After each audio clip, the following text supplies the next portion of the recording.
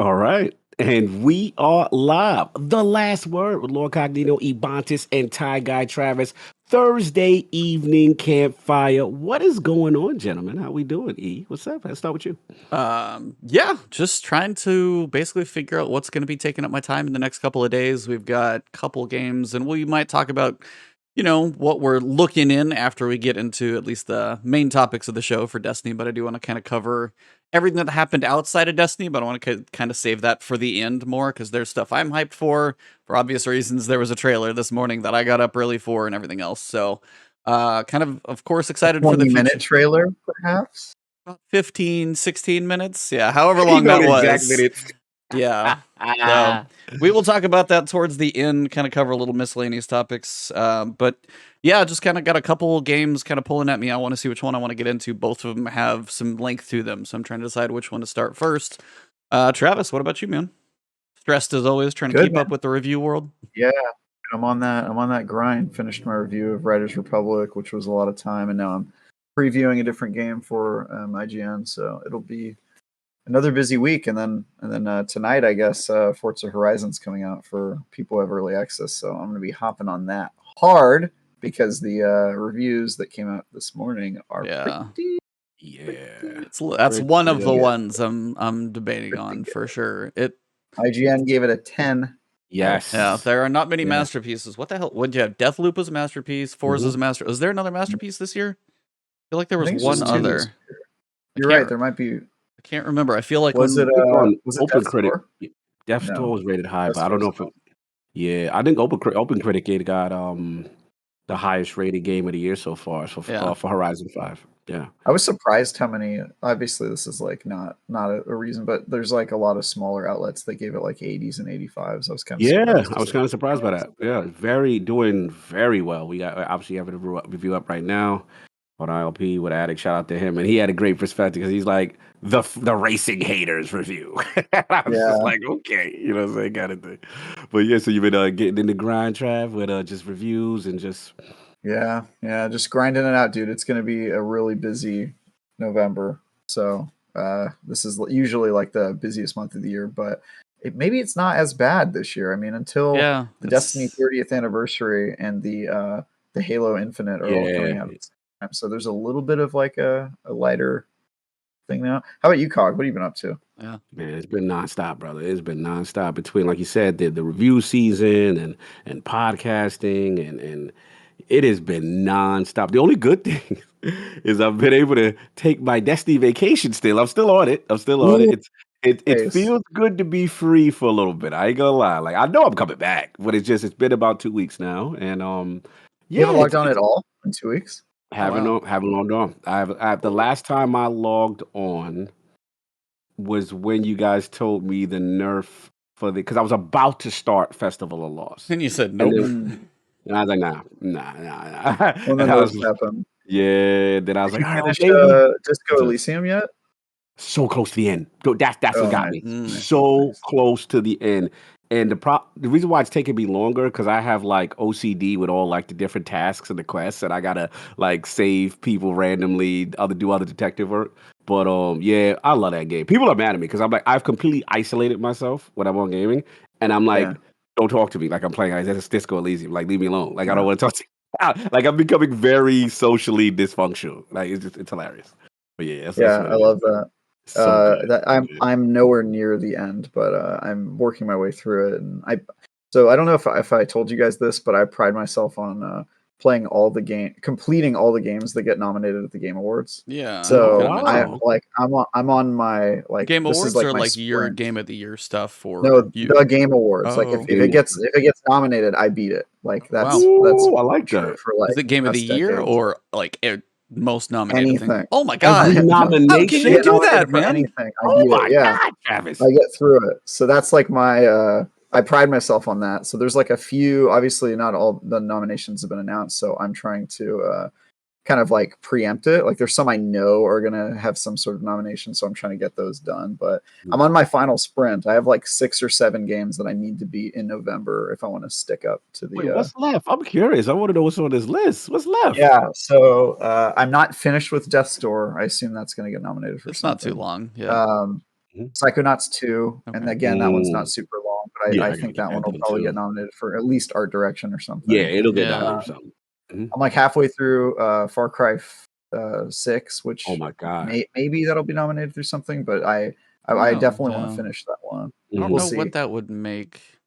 I guess I haven't heard anything that would make me think it's gonna get Yeah, nominated for anything substantial. it's Mhm. more that like you just expect to see those games nominated, and then pretty much everything from the first half of the year I've gotten through. I think there might be one or two that I'm still behind on. I beat Guardians of the Galaxy, which I think we talked about last week, I but still gotta I play beat that. that I've heard game. awesome I beat stuff. that Yeah. game. I beat that game in one day, dude. I Yeah. just like devoured that game. That's So on my list. That's next. Like, yeah, yeah. you guys should play that. That will definitely be getting nominated for something. I don't know I why, gotta but get it's that a done. great.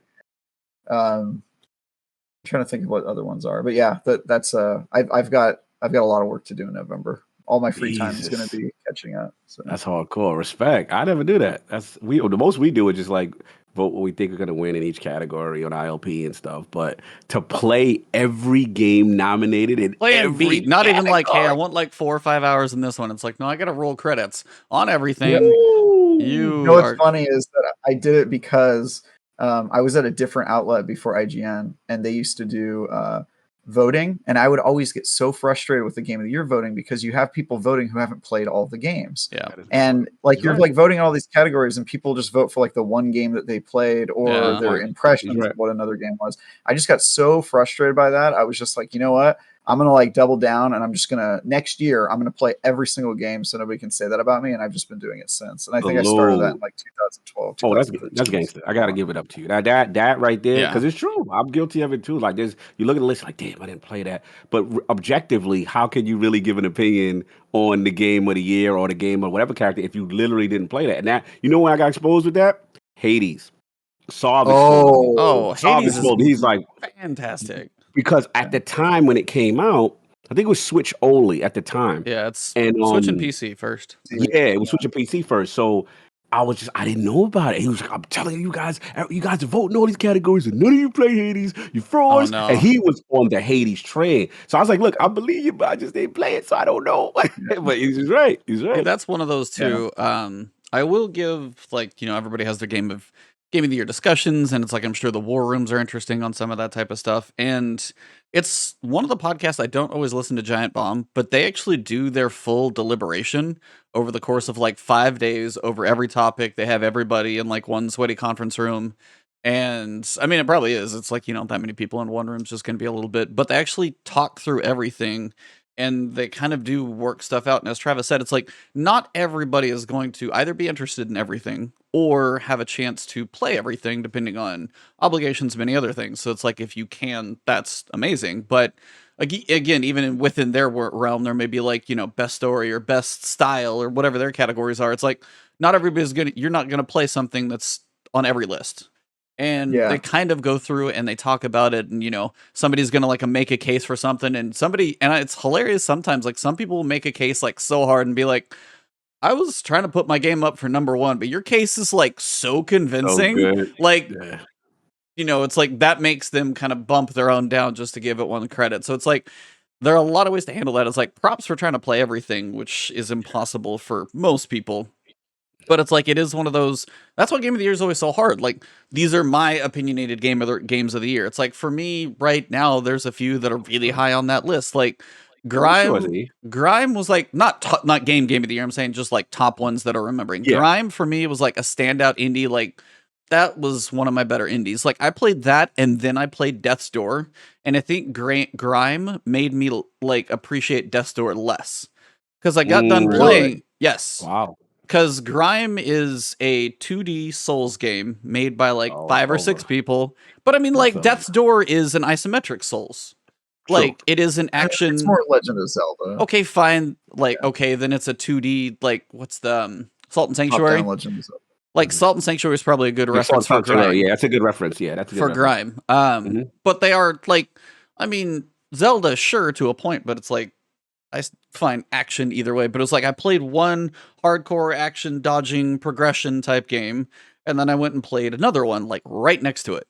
And like, Grime was so unique, and like the style and like the world and the weird story that it went through was just absolutely bizarre, but kind of crazy at the same time. Like I'm trying to figure out what my character's actually doing. You get to this end sequence, and then like some of the boss fights just absolutely sat me down and were like, no, you can try that again. And then I went through and played Death's Door, and it wasn't nearly as much of a challenge. Like first boss I got to didn't check me. It was just like it wasn't quite the challenge. And while it was very cool and like cool themes, after playing one that was done, I went from one that was almost done by smaller people and almost to me like kind of did it better in some ways, not all, but some. To that one, it's like I always see Paris, for example, like Death's Door is like his game of the year, and it's like I get it that it was good, but for me in reference, like. It doesn't. Yeah, you just came from grime. No, I know where you're coming from. I have situations like that with certain games and specific genres, and it's like, yeah, this is the better game. You know what I'm saying? But it may be like obscure. It's like the way you're feeling about that. The only cross reference I have is like because I'm such a turn based guy with I'm playing Phoenix Protocol. Now that it's on Game Pass, and I'm like, I mean, bro, and I'm an XCOM's guy. I'm like, man. Playing? Phoenix Protocol, the one that Julian Gallup, the original XCOM creator, made from XCOM UFO Defense from back in the PlayStation days when it launched, and he's now doing his own game. And man, like I'm like, yo, this is kind of superior to XCOM on like really. I'm like, that's crazy. I'm sitting there, and I gotta understand. I'm a person that has XCOM as God tier. Like that is my favorite. Even Dan Stapleton, my boss at IGN, bring him through. I am turn-based God. Like the way the way E likes Souls is how I get with turn-based game. Any turn-based game, I got to at least find out what's going on. Talking about like a grid-based game or like even turn-based RPGs, like the old even turn-based RPGs, like turn-based. That's why you liked Yakuza Like a Dragon, huh? Once they told me it was turn, I was like, oh, that's the one. Together. I'm all in. Oh, that was like. So I know Midnight Suns is like, if they can do it right, is the perfect combination. Oh my god, that'll be so good. It got delayed. We actually did see it got delayed. But honestly, as you said, I saw your tweet quick. Like you were the first one I saw on it, and I looked and read, and I was like, "You're like, this is fine. Just do it right. Yeah, just do it right." No, that's kind of where we're at on everything. So it's like. So what else have you guys played? Like, just kind of go around and pick like one game. So this is like Grime for me, Returnal, man. That for me was just a hell of a journey for me. I really thoroughly enjoyed what it did, the challenge, like the environments and like how they combined like the time loop, bullet hell, roguelike, just the combination of genres. And it's like you saw Housemarque go from like Resogun. There's one in between, which I didn't play, and I can't remember the name of like that kind of their isometric one, which looked more like Hades kind of. And then they did like this 3D. I'm like, damn. So like Returnal was a big one for me this year. What about you guys? What are some big games for you this year? Deathloop. Deathloop's got to be on the list. Deathloop's another one on my list. I just hadn't got there yet. It's on your list too. Yeah. That one is so good. I think if we're talking game of the year, like what's going to take home the big prize, I think PlayStation sort of bumps itself off with like Deathloop sort of. For me, like Returnal was like the best game of the year when it came out, and then Deathloop sort of knocked it off. I was like, all right, now Deathloop's the best game. So what about Deathloop did it for you? I'm curious because I sat there. I'm curious. Yeah. Well, it's like the main reason, like I started listening to, no offense to The Last Stand, I was starting to listen to their Deathloop discussion, and you had Dustin, Rick Hogue was on there, and I already knew he wasn't a fan by some of those. Maddie was on there. And then Maddie, and like none of them were talking high about it, and I'm like, I don't even want to listen to it. I turned it off. Didn't even want to listen to it. I didn't get into it that far because I was like, I know Maddie does it. Yeah, okay. I was like, what is this issue with it? I think he said he was like, he's like a big Arcane guy, right? Yeah, he's like Arcane is his heart. So for him, not that he doesn't think it's terrible. He likes it. He thinks it's a good game. It's just that his thing is when it comes to other Arcane games in the Pantheon, this is like. I would say the worst Arcane game, but definitely in the middle to low tier compared to the other experiences. So his whole thing is I think he just feels that the freedom of choice and the way the level design is structured that like you really it's limiting in comparison to past Arcane games. That's what it is. So the best example I could give, I don't know if you guys are Fallout guys, but a lot of people love Fallout 3, right? and they feel it's true RPG, right? But when 4 came out, they felt it was dumbed down. They felt there were certain aspects that were taken away. So if you're new to Fallout, right? You play Fallout 4, you're like, yo, this is amazing, right? Yeah. So his thing is just that from what he came from and their history, he sees some regression on certain things. So he's not as like, oh, this is a perfect game the way other people. He's good. He said it's good. But he just doesn't feel it's like a 9-10. But I know E wasn't trying to hear that because I know E loves that game. I thought, how dare. No, but I was like, and I can get that. And I haven't, honestly, it's my first Arcane game. So point of reference and perspective is going to be different. Oh my God. Yeah. What? So it's like right, Dishonored 1, You Dishonored 2, haven't like played. haven't ever played them. So for me, it's Mhm. like I was playing it on stream and anybody can ask that, like, when I was playing, I was having like, I didn't expect, because I wasn't entirely sure going in. I'm like, I don't know if I'm going to like the whole time loop thing. Can't tell on the style. I had a blast every time I booted that game up. Ask anybody in chat, and it was just like, it was so much fun. The banter between the two main people, every time you get to like a new loop, like they're giving each other, like that writing alone, I was like out the gate. I'm like, every time, it was like pure legit, just like great. I like writing and voice acting between those two the entire time. And then you start figuring out more about this. And to me, what, like, if you guys have ever gone to an escape room, like in person, if you've ever done one, it was a combination of an escape room and a time loop. Because you have this like 4x4 grid, time of day and which place you want to go to. And you're trying to figure out how you can go through and do like, okay, how do I move this person? And you're trying to figure out all the chess moves to finally get to the end. But also, like, you also have the progression where you're going through and you getting the what the hell are the damn slab upgrades that you can get. And then I'm like, oh, cool, I got this one. It's like, well, yeah, you can upgrade. I'm like, I'm sorry, excuse me? So I can just literally go back in a loop to that dude again, and I can have fun. It's like, then you find a silenced pistol where I'm just like picking off heads, and just something about it every time. It's like, it was not too punishing, and that some people said the AI wasn't that smart. And I'm like, well, they are kind of dumb grunts. They're meant to be, in my understanding of like, but I was like, and then some of them were a little more, but it was like, overall, it wasn't so much about that. It was the like journey to like thread this puzzle together. And then finally, when you get to the end, and it was honestly like nice enough because if you did step away and you jump back, you don't have to remember the code to this box here is 6514 or something like that. It tells you. Like, there was some nice quality of life things I thought paired with just a fun sandbox. And I had a blast. Like, I just had an absolute blast in it, to me. So I was like, no, everybody, people agree with you. Don't get me wrong. Like, he represents, he knows he's in the minority because for a lot of people, this is going to be their first Arcane experience and they're going to absolutely love it. He still says it's a great game. Like, he's not, you know, again, this is what I call bougie game snob stuff, right? Where it's like, you know, that company, it's like if Bungie comes out with Matt or whatever, we're going to get to compare Halo, Destiny, and we as snobs are going to know what's the thing, right? But it's still great. It's just a pantheon of greatness. Where does it fall? Well, it doesn't have the supers or whatever. It's like, it's going back to the Halo, like it's just gone. Yeah, that's all it is. That'll be a fun discussion whenever that day comes. Yeah. For me, I always think Game of the Year should be the game that like brought the industry forward the most, like did something that like changed the landscape. And so I've talked about on this show a bunch of times since I started to get to know you since last year, that my Game of the Year last year was Half-Life Alyx, because if you play that game, there's like nothing else like it. And I'm a little.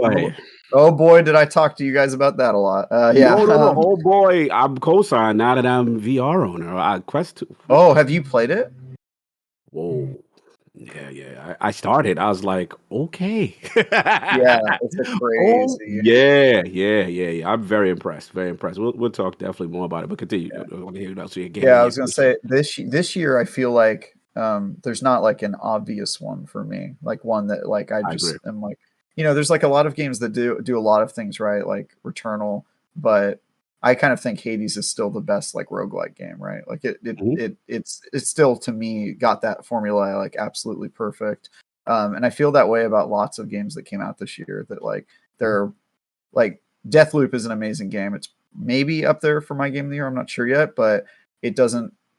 To me, Prey is still their best game. Okay. So far, and what do you have in contention? Like, what's your contention for the year so far? What's battling for the top spot for you as of right now? I know this could change. And that's the thing is, part of me thinks that my favorite game of this year hasn't come out yet.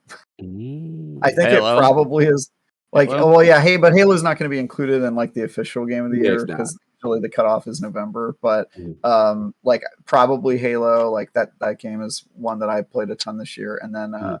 the other one would be like Forza. Forza comes out like later tonight in early access, and I could see that easily being one of my favorite games. Of course, it will never get nominated It for will Game of the never Year get because nominated. That's it it. doesn't. That Yeah, I yeah. was who was I I traded a love tweet that the with Game of Ains the today about that actually. Oh, what Yeah, you happened? What did. did Abe say? Oh, he just I'm said it's curious like about that. Forza's like here, I can even look in my notifications or whatever. It's not that far About how it'll down. never get nominated. I think Ains and I were talking about that on the Yeah, show. basically it just said this year I formally Yeah. reviewed Little Nightmares, Resident Evil Village. That's another one I played. Psychonauts 2, Deathloop, Returnal. I've played Death's Door, It Takes Two. Oh, dude, I forgot It Takes Two. I played that with my It wife. It's Takes Two. I'm about to play so that this week. It good. comes in Game Pass. I'm So about to play it this week. good. Oh, who are you gonna play it with? I don't know. Play it with a Whoever couple. want to jump in. You got to play it with somebody who hasn't played it Yeah, before. you have to play it with That's somebody you That is haven't played with. true. Yeah, Yeah, you that's can't true. play it with That's like true. Ratchet and Clank. I Yeah, haven't that's true. touched, but Mhm. because I'm waiting on my monitor, so that's another one. He said Mhm. after reviewing Forza Horizon 5, it isn't in Game of the Year nomination. It's a big mistake, and I can't wait to get my hands on it. I said, sounds like it very much deserves to be in contention for Game of the Year. Not everyone vibes on racing games, but quality products speak to themselves. Is basically what I said, Good and debate. it is one of those that it's true. Like racing games, I know aren't for everybody. Not everybody's a car guy. Like honestly, I know not everybody on the podcast is probably into cars as much as I've been. It's like some are. We had Ascendant Nomad on here, and he started talking cars. I'm like, Yeah. oh, here we Nah, go. Like, yeah, just that was like, a and I podcast. I lit up remember on y'all that two. one. Yeah, it's like because I Oh followed yeah. cars. I had a Lamborghini Countach poster on my wall forever. Ooh, Like the cool all, touch. yeah. So it's like I've been into cars for so long. So then when you get like the racing game that nails it. Like in Forza Yeah. 3, Motorsport 3, I think is the one that really turned me for Forza. Yeah.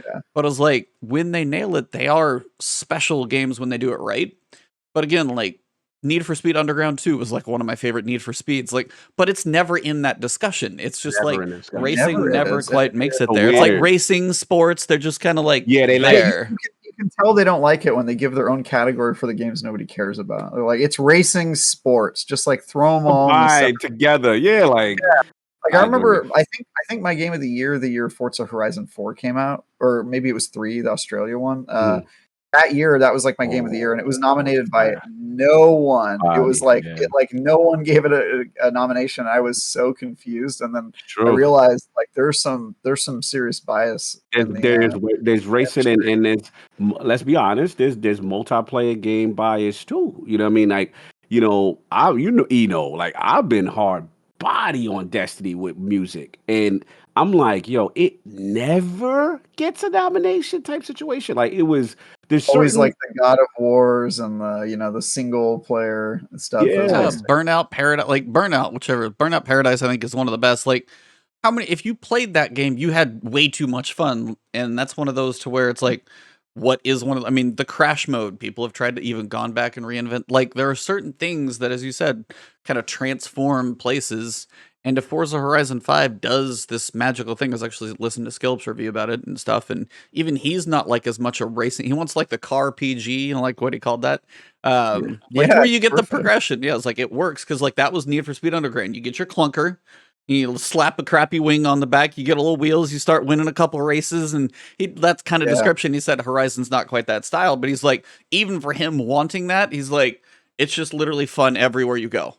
And it's like, and that's one of those that's hard to compete. So it's like, not everybody's going to like a racing game, but man, it's like, if you like cars, and again, that's not everybody's interest, but it's like, for what it's doing, it definitely hopefully gets, and it's a 10 for IGN. So hopefully, like that's got to be in the discussion now. I'll be curious. 5 for 5 Windows Central also. Yeah, I think like Playground Games, in my opinion, is probably like in the top 3 best developers right now. Like just period. They've never made a bad game. Their games are always getting better. I have a theory that they will not be recognized for their talent until they come out with until Fable game. comes out. Yep, because people like the RPG, they get Fable, but nobody gets the fact that they're making incredible RPGs already.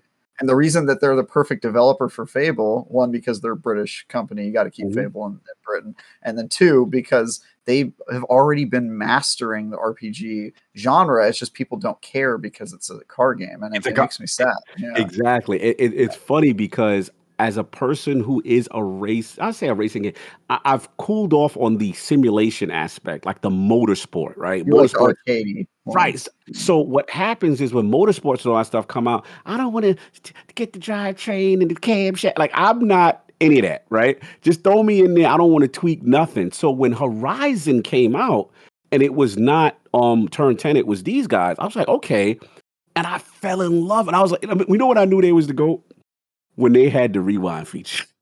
I said, this is for me. I'm trash. Let's do it again. Forza Motorsport had the rewind feature. Motorsport. Yeah, had that first.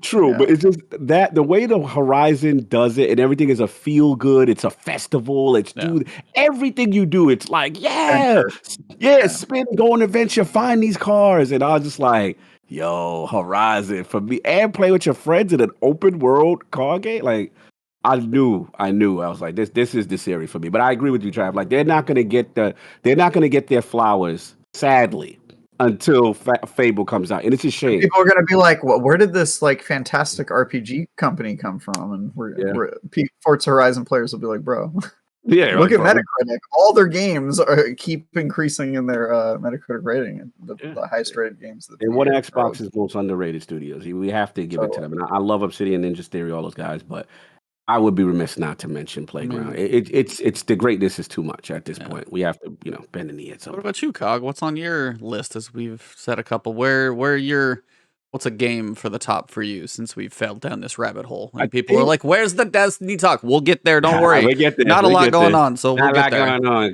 going on. Trials episode 6 of Destiny. Destiny didn't have a major release this year. Also, this is like one of the first years. That is true. For me, currently right now, I'm with Trav. I don't think my game of the year has come out. I've played it yet, and that's why I still have to play Guardians and a couple of others. I liked Returnal, but it left a bad taste with me because I was a victim of the crash thing. So I lost all my data, and I was just like, no, I'm not going back to you. Sorry, like I'm not risking that. Now I should try it again. Probably now that they've patched and all that stuff. Yeah, and the fact that they have the save state thing. Save state's now there too. Yeah, I know, but I'm talking about at the time that just got there. Like when the thing came out, it was none of that. So for right now, I've got in my head. Surprisingly, it's Psychonauts. Surprisingly, I haven't touched that now. Yet. It's like it's just so goofy and out there, but the way it deals with mental health in such a comedic but cool way and understanding way. Man, like I was really impressed. So that right now that's leading, but again, I still got to play It Takes Two, which comes out this week on Game Pass. That was good. Yeah, people rave about that, right? And now everyone's telling me, listen, what threw me over was Hulk.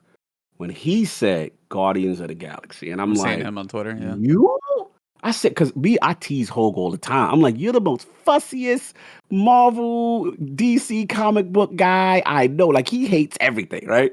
So I'm like, I have a friend like that, Yeah, like he's so particular that he will just like destroy a game because of like the littlest things, in my opinion, right? So when I see a Hulk gushing about something, I'm like, oh. And all my friends are saying Guardians of the Galaxy. So yeah, I got that. Shout out to Sinister, my share partner. So we will get that. He got that download. I said, bro, you're up. So I'm about to try that. Guardians of the Galaxy is definitely on my list for Game of the Year. Unexpectedly, was not expecting that at all. It's very good. So. Yeah, man, what's going on? DJ, what's up, man? He said, "What's Trials like this week?" That's what we're gonna be talking about, right? That's the topic. Get into it. Yep. I'm like exhausted already, just thinking about the Trials discussion. Oh, God, same.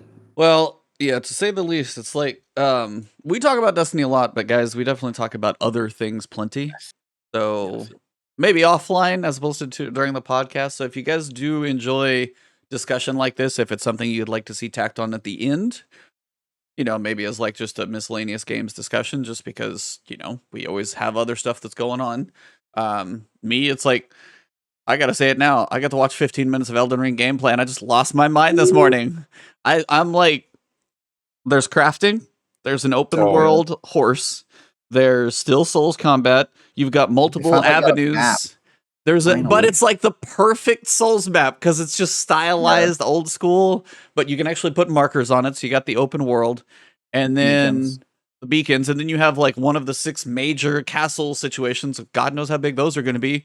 Multiple entrances to go in as well. I'm like, is there anything else that you can put in this game? And I probably haven't even seen it yet, but I'm like, I am so mad the timing of that game. I'm like, January was going to be so perfect because this game needs time. Because I'm like, you're going to explore the open world. Apparently, you're going to have some crafting involved. You're going to be like roaming around. And do I want to tackle this group here or wait to like tackle that chaos later?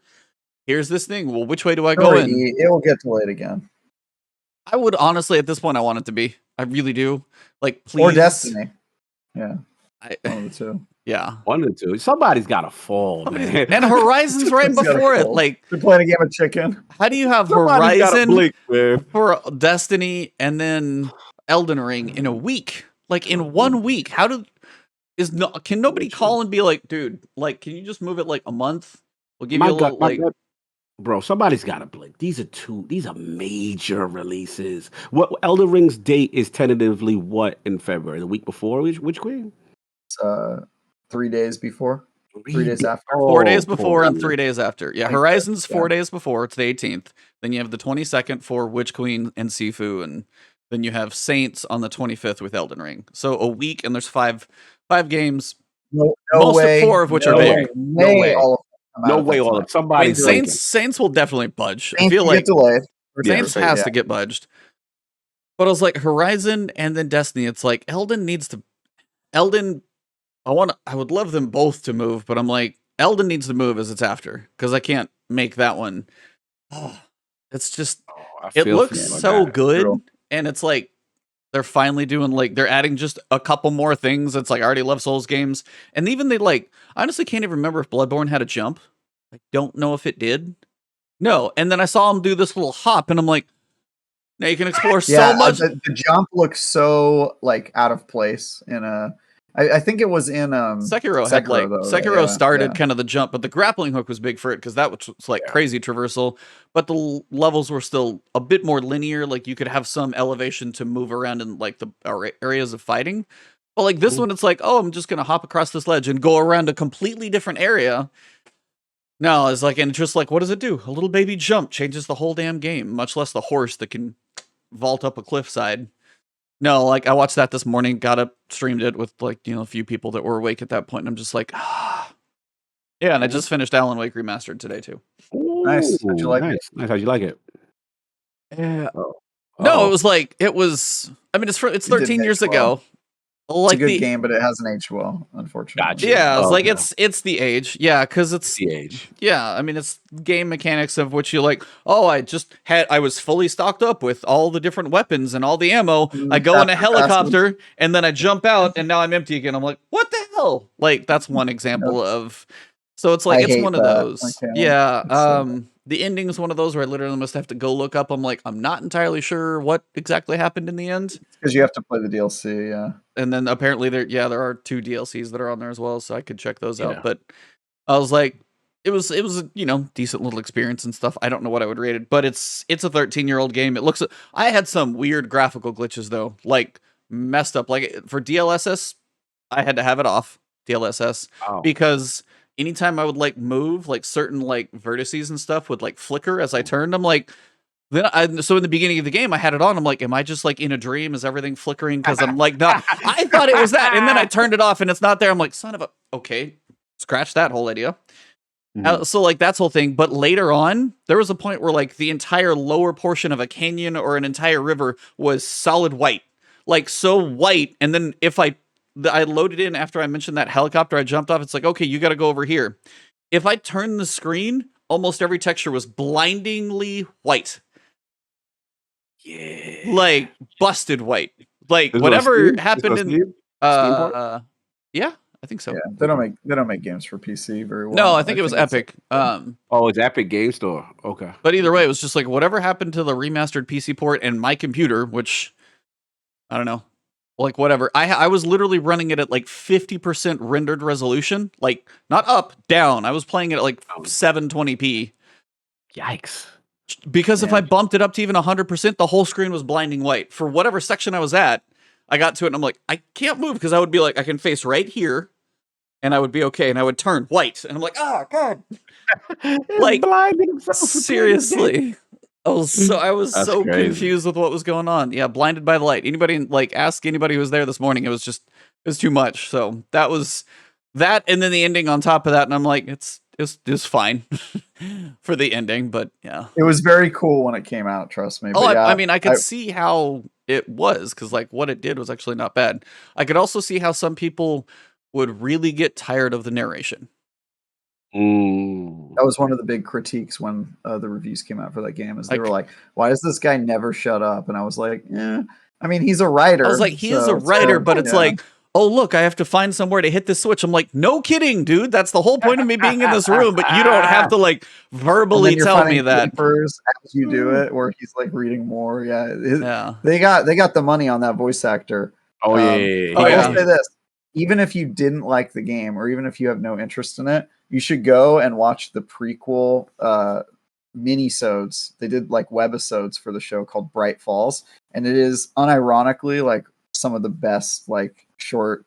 It's kind of like indie. It feels like an indie movie. It's like indie movie horror. It's live action. It's a prequel to Alan Wake, and it's very good. Nice. So my odd recommendation here. Yeah, but I've heard that could connect to Control, and there might be a future there later. So it's like it's one of those where I'm like, connect to Control. See, I've heard that, the universe, and I haven't played Control again because I'm waiting to kind of play some things on my fancy monitor if it ever gets out of the port of LA. Which see, what? But yeah, that's. Yeah, it was an interesting. I literally beat it in 3 nights. So like, I looked up and they're like, oh yeah, like 11 hours. I'm like, really? And then like 14 hours of your and I didn't find every thermos. I'm like, I don't care about those. It's fine. But on the other side, I was like, how long did it take me? Like 7, 8, maybe. Yeah. It was not like even the 11. Like because I looked up like how long to beat, and it was just not even there. So it was interesting. And I was like, if I can put myself 13 years ago, had some cool moments to it. I can tell you. Like birds flying in, like from the like I'm over here, and then it pans out, and there's birds flying at you from like you're 5 o'clock. I can like whip around with my mouse and like flash a light on them. I could imagine controllers like like trying to move. Gotta do that. Yeah, like I could imagine on console that game and apparently if you do nightmare mode, you die in one. You only have one life. Nightmare mode's crazy. And I was like, nope.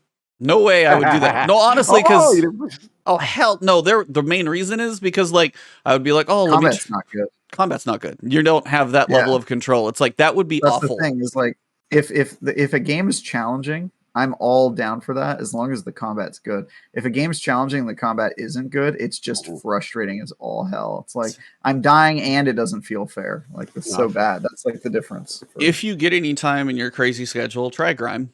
Actually. Oh, I'm sure it'll get nominated for something. That's on my list. I already bought it. I just haven't played it yet. Yeah.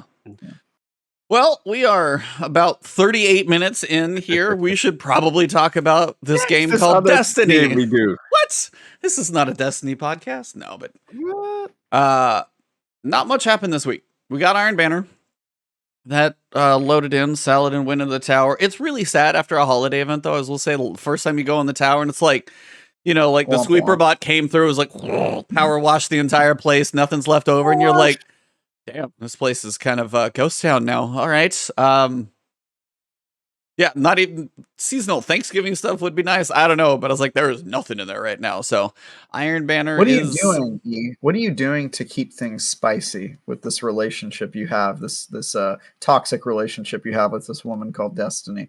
What are you doing? Because we know what Cog is doing. Cog is seeing other women. That's how he keeps it spicy, right? I mean, you can see I'm seeing other women apparently as well. You're seeing other women too. Is that your strat? Like, what are you doing to like keep things alive with the Destiny situation? Yeah, how you like when you log on, what are you doing these days? We know you're logging on. We see the Zur videos. Yeah, see the videos. Grandmasters. Their weekly videos actually did. Yeah, because it was Devil's Lair this week for the Grandmaster. And I was like, that can't be that bad. And I'm like plus 20 because I've been just playing enough random stuff.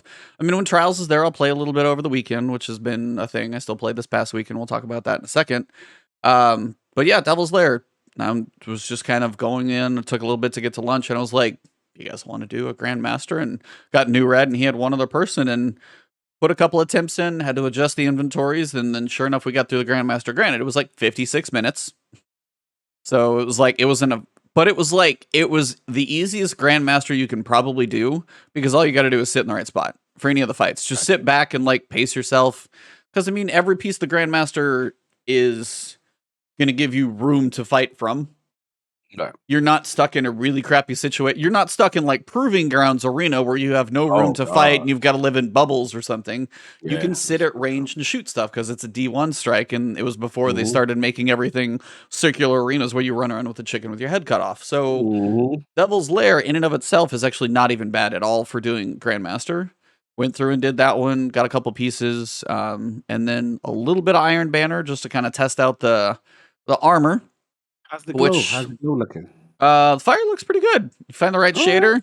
Yeah, like every chest piece, and then apparently like little accents on a couple others for Titan and Hunter and Warlock. There are little accents on a couple of them, but what's up?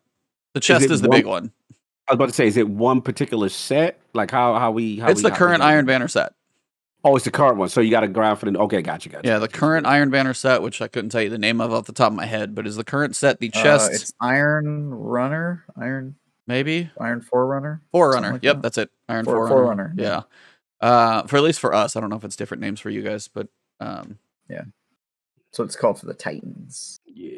Let me see. So yeah, but yeah, I mean, they said so. Apparently, I keep seeing differing ideas on this one. I think when Iron Banner is active, the fire on your chest will be active, but when it's not active, it won't be.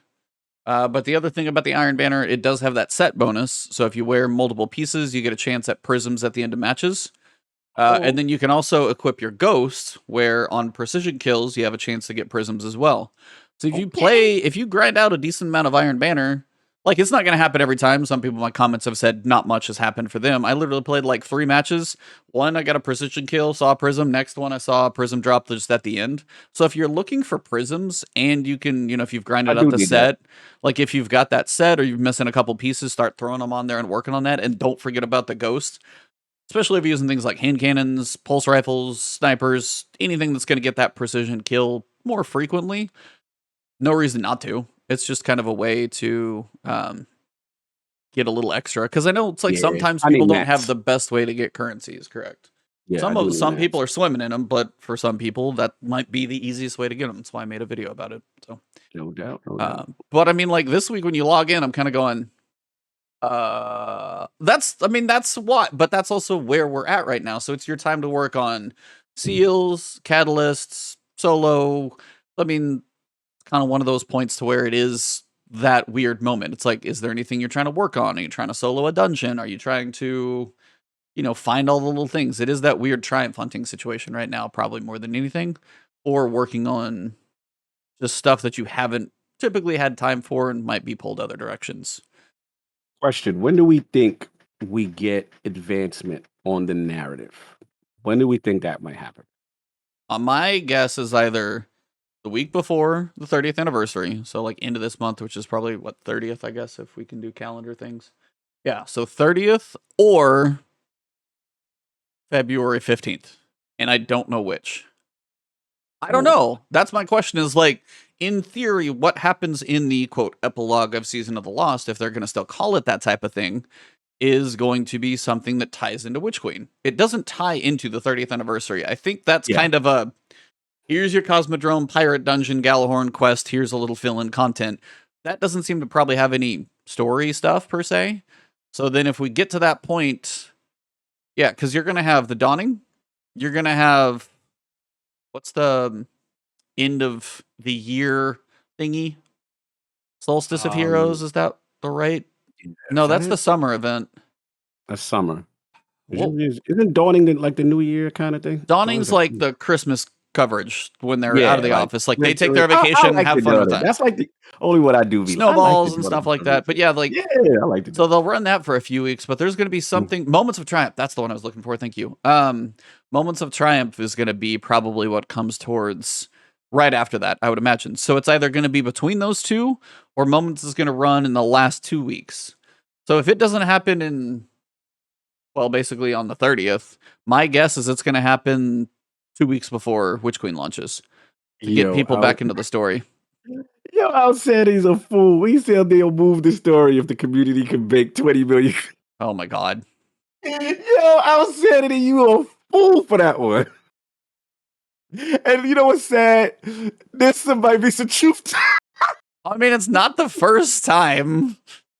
Outsanity, you're not supposed to say things on the podcast because apparently they can listen. So shh. Yo, that was hilarious. But that's where we're at. We've got festivals done. 30th is coming. 30th will get its like Galahorn quest dungeon solos. Don't know if there's a difficulty. Who knows? As soon as they, take their holiday break, that's when they'll kick off the Dawning, let it run for 4 weeks. That'll take us into January. Then the Moments of Triumph will probably run straight up to the end of the year. And my guess, if they do it right, is you finish the story before you go into Witch Queen. Yeah. So it would be weird to me to finish the epilogue and then wait 3 months to go into Witch Queen. Yeah. To me. Now, granted, would it be, I would have rather had it like weeks ago at the like week 8 when the season was actually done. And then you can wait for the expansion, but at least you know what got you there, as opposed to chapter 7 of 8 and pause. So no, that's my guess, is a week or two before Witch Queen, and sadly nothing until then. Chucha, how are you handling this whole relationship right now? Obviously, you've been reviewing a lot of games. I mean, so like I'm always seeing other women. Like I would say, I probably like. That's sort of like my women are not coming off really, well on our podcast. I would just like to say right now to the ladies out there, we are playing other games. We do not see you women as objects right now. Quick. It's like we here at the last word support all females and males and equality and everything else that I have not said already. We are supportive of every color and every flag and every ribbon. Absolutely. Thank you for covering us. Please stop. Please stop slut shaming me. I'm just out here. I'm trying to. Like I guess my default is like Destiny is. I have like staples that I always will come back to, and I'm always sort of like playing while I play other games. And then on top of that, I've got the reviews, and I've got games that I'm just like getting through for my own just because I like to play lots of different games. So that's sort of not unusual for me.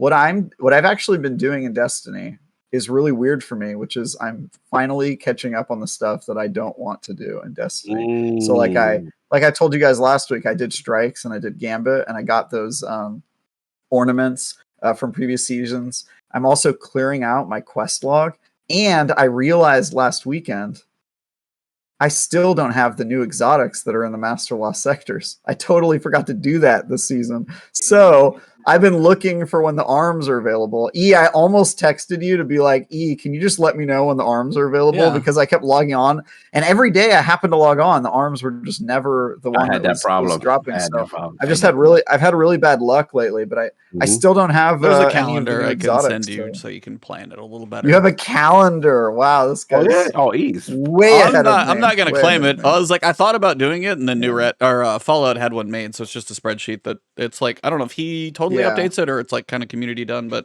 yeah, I know there's a link to a spreadsheet where you can literally see like what is on what day. So it's easy to do. Nice. Okay. Well, I like that. But sort of, as you guys know, my philosophy on Destiny is I never want to hate the game. And so I try not to do things that I know are going to make me hate it. Like I really don't like to grind Lost Sectors. A ton of stuff. And, Lost Sectors is a great way to make you hate the game.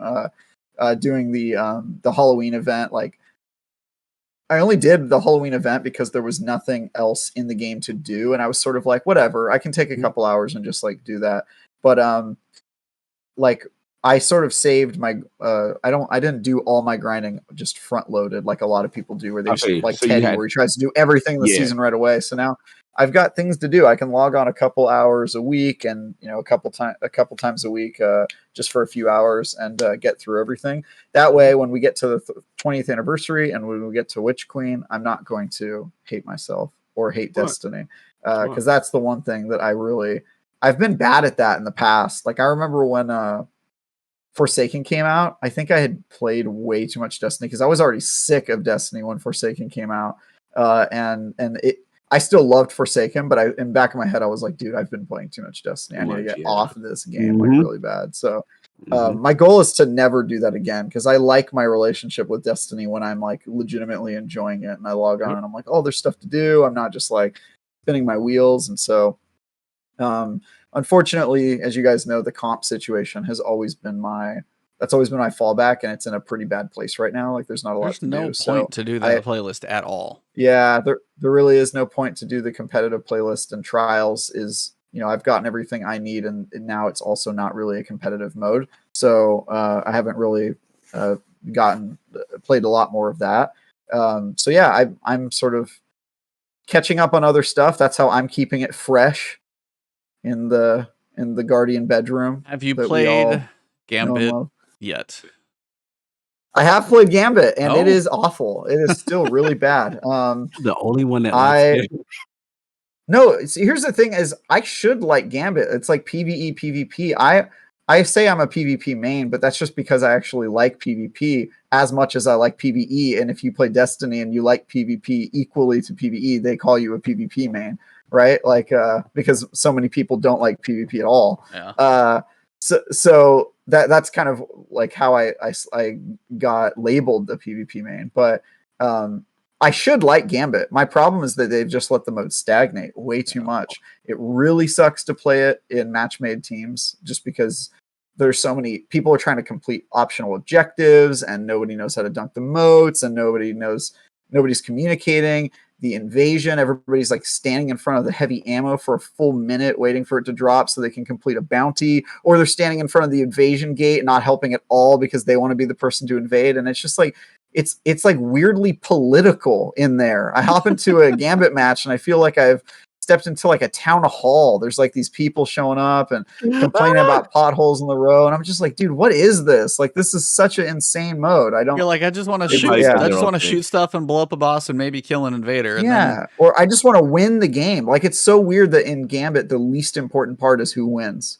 Nobody cares. Like, it's crazy. Nobody cares about who wins. I would say that. They're like, are you checking? Really did you do one of each type of blocker for the bounty? Did you kill these guys? Like, you're like, I feel like everybody's got an ulterior motive. It's like Game of Thrones in there. Absolutely right. No, that's. I'm guilty of it too. I go in there like, all right, I gotta get SMG kills. Then I gotta. I'm not even paying attention. Like the winning the match is secondary. I'm literally in there to get objectives done. Yeah. Hopping into a match-made game of Gambit is like watching Game of Thrones. Oops, all Littlefinger. That's what it's like. It's like everyone is just trying to get some other ulterior motive accomplished. Nobody cares. But that's like, I mean, I am 100% the same way, because I'll go load up some bounties. I'm like, just if I'm going to go in there, I'll grab some bounties. But I'm like, I was working on Triumph, so I have to go into Gambit and use like fusion rifles and swords. So I'm going to be running sword scavenger. Fusion rifle's not horrible right now because at least particle deconstruction, you can nuke some people. But I mean, I'm going to be running a sword, so I'm just going to try and run in. And you're like, oh, I need the bounty, so I need to get super kills for one of my stasis things that I haven't still unlocked because I never felt like going down that rabbit hole. I'm like, okay, so I'm going to go in there with like super. I'm like, okay, I'm waiting in the middle. Where's the next place? Okay, new enemies over here. Fresh enemies that I can go for by myself so I can get the most kills. Facts.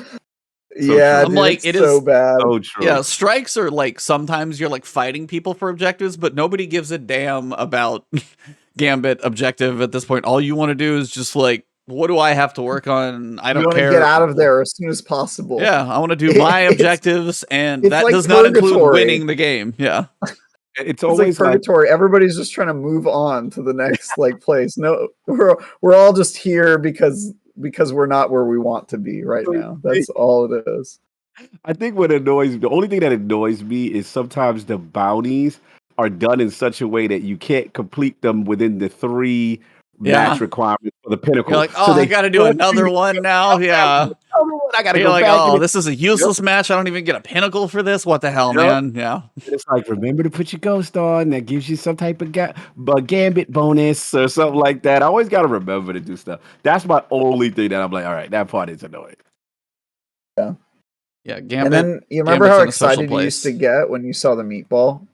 I used to get so excited, like, oh, the stakes are so much higher now. And now I see the meatball and I'm like, great, this is going to take longer.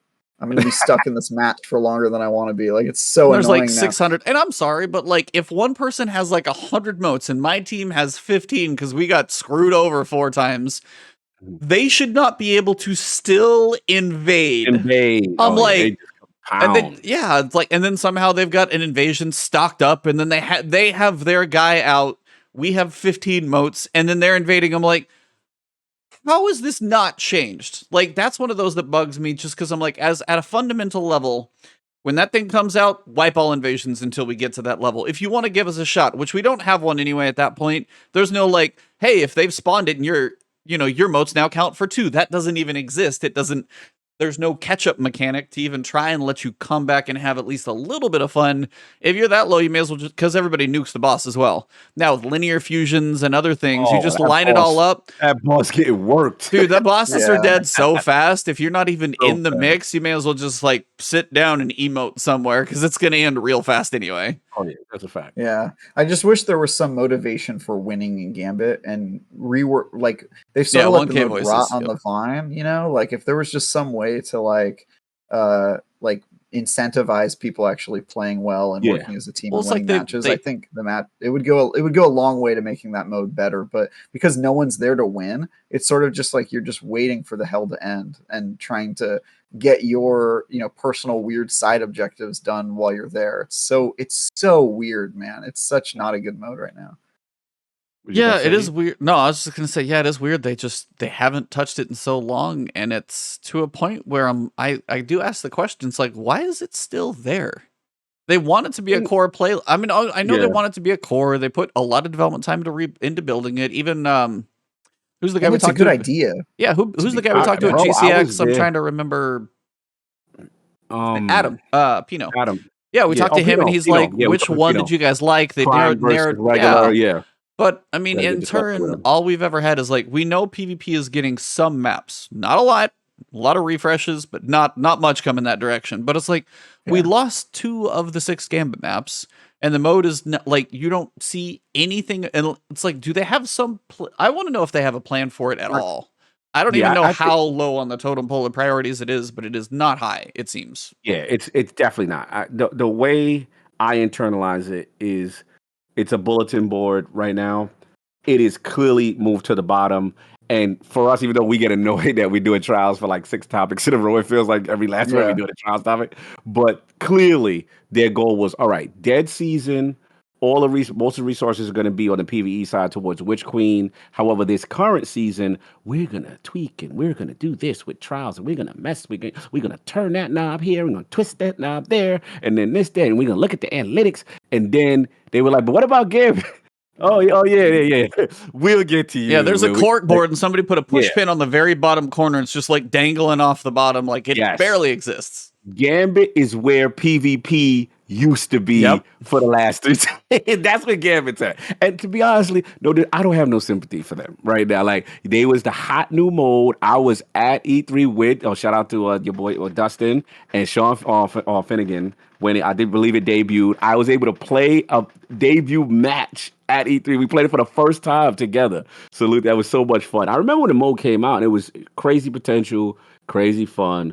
But, like, yeah, they just clearly right now, once they took maps away, and I'm like, okay, I didn't understand that. I don't understand what we were doing there, but it's just right now, just there's no incentive, like Travis is saying. Like, there's no incentive to win. Then they scaled it back even further. They got rid of Prime, which was, there's the whole suits. Remember, everybody had the suit, and I'm the rusher, and I'm the moat stacker. Well, yeah, go into Reckoning, earn some armor that you use in Gambit Prime, but the armor itself that you earn in Reckoning does not make you better in Reckoning. That alone was a problem with that.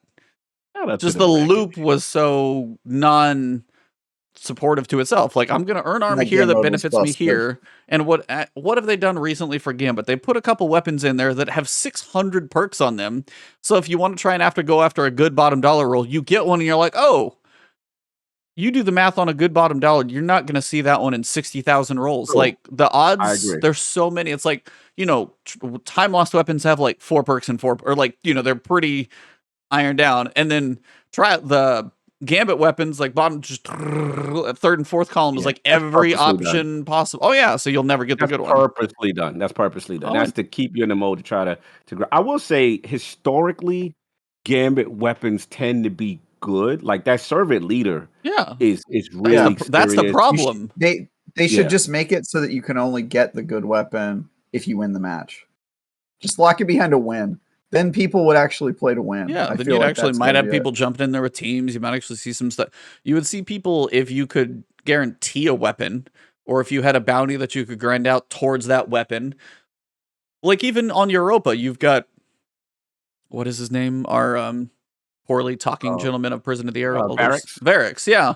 You can go do You can go do one of the Empire hunts and at least go after the bow. If you want that bow, which actually Biting Winds is a pretty good one. If you want that bow, you can go after that bow. There may be a lot of roles, but there's no way to specifically like, hey, I want to go after bottom dollar, I want to go after servant leader. And there's still enough roles on those weapons that would not harm anything to get bounties directly onto some of those weapons, whether it's like, you know, a little quest like win a match, like get an invasion kill, which people would probably hate, so don't always put that in there. Sorry, don't ever say that.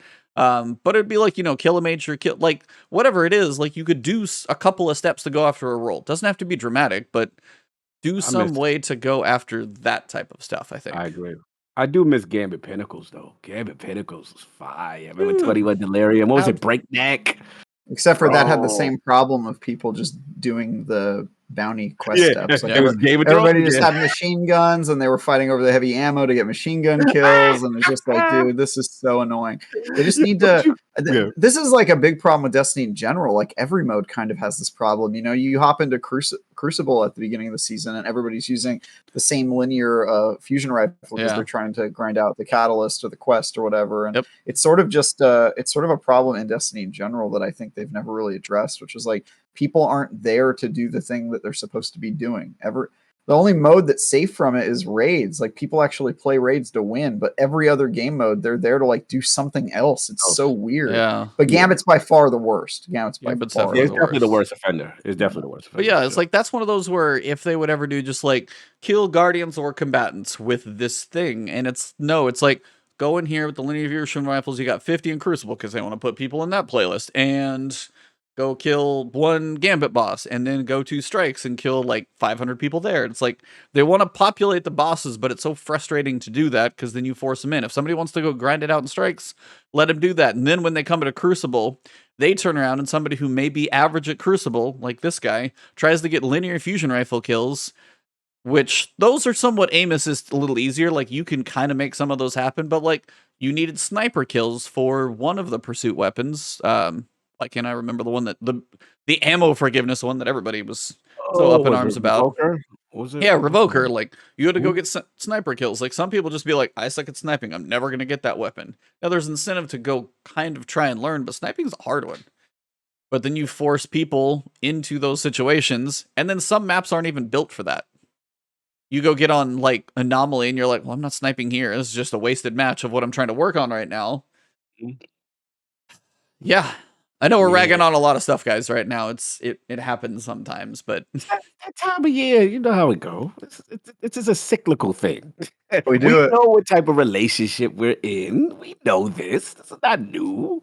You know, and like I said, for me, I take the Travis approach, which is like, I'm never going to put myself in a situation where I'm going to get myself all angry and worked up because it is game, and I know what it does, right? I know what it does. I've seen you do it though, Cog. We all fall prey. I've done it. You know I've done it. I mean, clearly, I'm very guilty of doing it. So what my new approach is just like, look, you know, E taught me. We used to fight. There was when we went Flashpoint about this type of stuff, and he's like, Cog, go play some other game. I'm like, no, I want to live in this world. I used to be the guy. I was the guy. He's like, Cog, play something else until you don't hate it. And that's what I do. And I'm like, I'm getting things done. And then when I come back, and then sometimes I do what Travis does, which is like, won't burn through every objective to the T. For I'm not doing the T. You're not going to be a streamer and be like, I played everything too fast. Now I have nothing to play. Nothing to play. Nothing to do, and then you mad. And I'm like, no, I still got little check marks. Shout out to GJ, he's in there. Shout out to back for what you call that's in there. You know, they run him every once in a while. They're like, yo, you want to run a last wish, see if you get yourself a 1K. You know what I'm saying, kind of thing. Shout out, somebody's doing firecrackers. I don't know what the hell's going on in my mouth. Sorry, I hear that. That's bizarre. I don't know. November 4th, we got firecrackers going on. Is there a holiday I don't know about? I have no idea. Actually, there is. It's Diwali. Oh, is that what? I've seen that popping up in a couple places. Yeah, I'm like, something going on. I'm like, what is happening in my area? But so it's like, I'm not gonna get myself worked up. But I think for me, it's like, okay, what I usually do is I set milestones. Okay, so in November, Did everything I need to do. I got my trials going, and then from now, Banner is nothing in there I need. Grandmasters, anything I really need. I got a good plug one already. Cool. And now it's like, all right, I am gearing up for that 30th anniversary. So end of the month, that's when I start to ease my way back in. All right, what's going on? And I am a firm believer that Bungie RNG is literally the algorithm is designed that when I come back, I'm going to get god rolls and a whole bunch of things because I feel me and Teddy have had this conversation that when you are away, they incentivize you to get better like god roll stuff to keep you to stay come back when you return. So that's with it. Just check in, see what's going on. Tells me it's safe. All right, it's safe. All right, I'll dip my toe in there, see what's going. You're like, the water feels okay today. Yeah, it's okay. I'll dip my foot in there, see what's going on in the pool. Got other stuff going on. It's all good. Well, yeah. This last weekend, I will say the Twitter world was on fire, pretty much, due to trials. This one thing that has been going on. Shout out to Haverall, which I'm probably saying wrong. I apologize. He said kids play with firecrackers on Diwali. So you nailed it. Travis was right on it. Oh, God, they go. But represent trials win-based matchmaking. We had the speculation this may not go that well, and then there were some thoughts on Twitter before it ever happened. The more wins you get, the farther the matchmaking got. More questionable it would be, and they're like lack of incentive to play and all of those things. Man, did trials just absolutely light it up this weekend with just thumbs downs everywhere in every different way you could probably say that with regards to the matchmaking on this one. Now, I played this weekend as a solo player. I got to my 7 wins. Nice. Probably hit or miss, wasn't too crazy.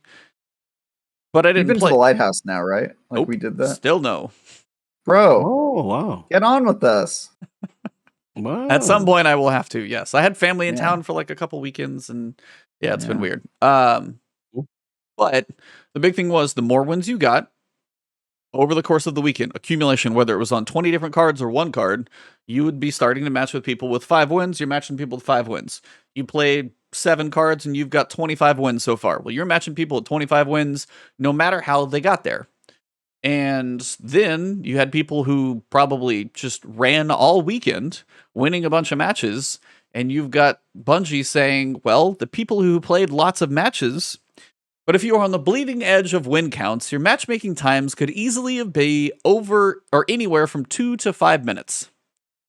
They said the average match count was up 10 seconds. And we even talked about that last time, saying, wait a little longer for decent matchmaking times. You know what? I'm totally fine with it. 10 seconds, don't care. Like, not a big deal to most of us. If you're saying 5 minutes to start a match, you may as well start a match, go in the other room, make yourself a snack, stop by the restroom, come back, then you might have actually found something. Shout out to Siva Tech, member for 3 months. Thank you. Make trials great again. Had to thank you for that, by the way, Siva. Appreciate that. Hello, Siva. They said overall games played was down about 1/3. They said average to low skilled players, they had about the same playtime, but higher skilled players were literally about 1/3 less playtime, about 2.5 hours less, a lot less matches played.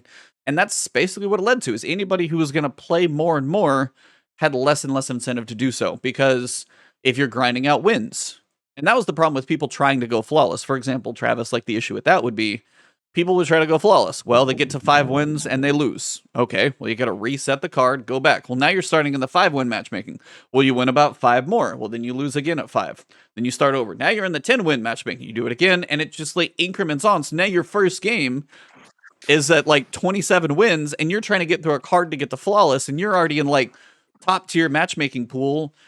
That's where the issue lies for people who are playing more and more. So there was less incentive. Like if you didn't get on your first card, you may as well have given up. And even more incentive not to play until the last day than I think we've had before. So for me, while I got to my 7 wins and I stopped because I got, Pinnacle, got some engrams, reset. It's my second reset, by the way, in Trials Rep.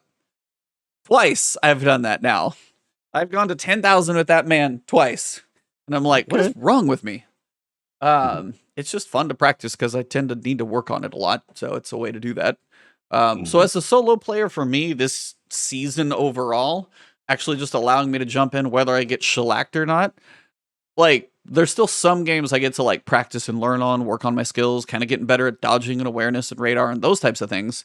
But in general, this weekend was not liked by a lot of people. And you got to the point where if you didn't do it early, you were kind of done. Yeah. So Bungie at least listened to all of like, they're like, here, let me read this. But did they? While there are, yeah, yeah. they kind of listened. Because I know what everybody actually wants, and we still can't seem to get that. While there are some positives, most of the data is either negative or neutral, combined with the feedback on social media channels. Please, let's go. How do you define that feedback? Trash fire? I love that. Like, I don't know. That. This combined. Yeah. This has fueled our decision to move back to purely card-based matchmaking with a flawless pool for the foreseeable future. Now, my one question to that, yes, everyone on social media, which you know they look at, for the sentence right there, and this is where you're going, wants week 1. That is literally all they want to do, is to try week 1 again, and we can't seem to get that. Now, I wanted to ask both of you if you have an idea why.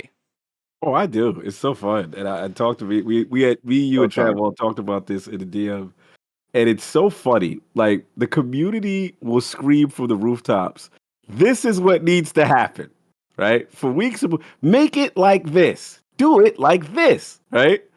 And every week we hear about the data, and I think it's just funny to me that finally the data has shown that it is either negative or neutral as far as the engagement. They talk about the games down and the blow up rate went up or whatever. And it's just so funny because to me, this is analysis by paralysis. And I think they just get into that data bag where they have to have the data say that it's clearly that. And look, I get it. You know, there's the whole vocal minority and the majority. And I know they're trying to service, you know, a whole lot of casual people, I'm pretty sure. Exactly. I get it. Yeah. I get it. But it's like, you know, to me, it's also when the community has that much vitriol collectively, right? You know, I feel that there should be some concessions sometimes where we don't have to wait 3 to 4 weeks. We don't have to wait 3 to 4 months to say, hey, you know what? Let's at least tweak in this direction. And I think that's what it is. It's just...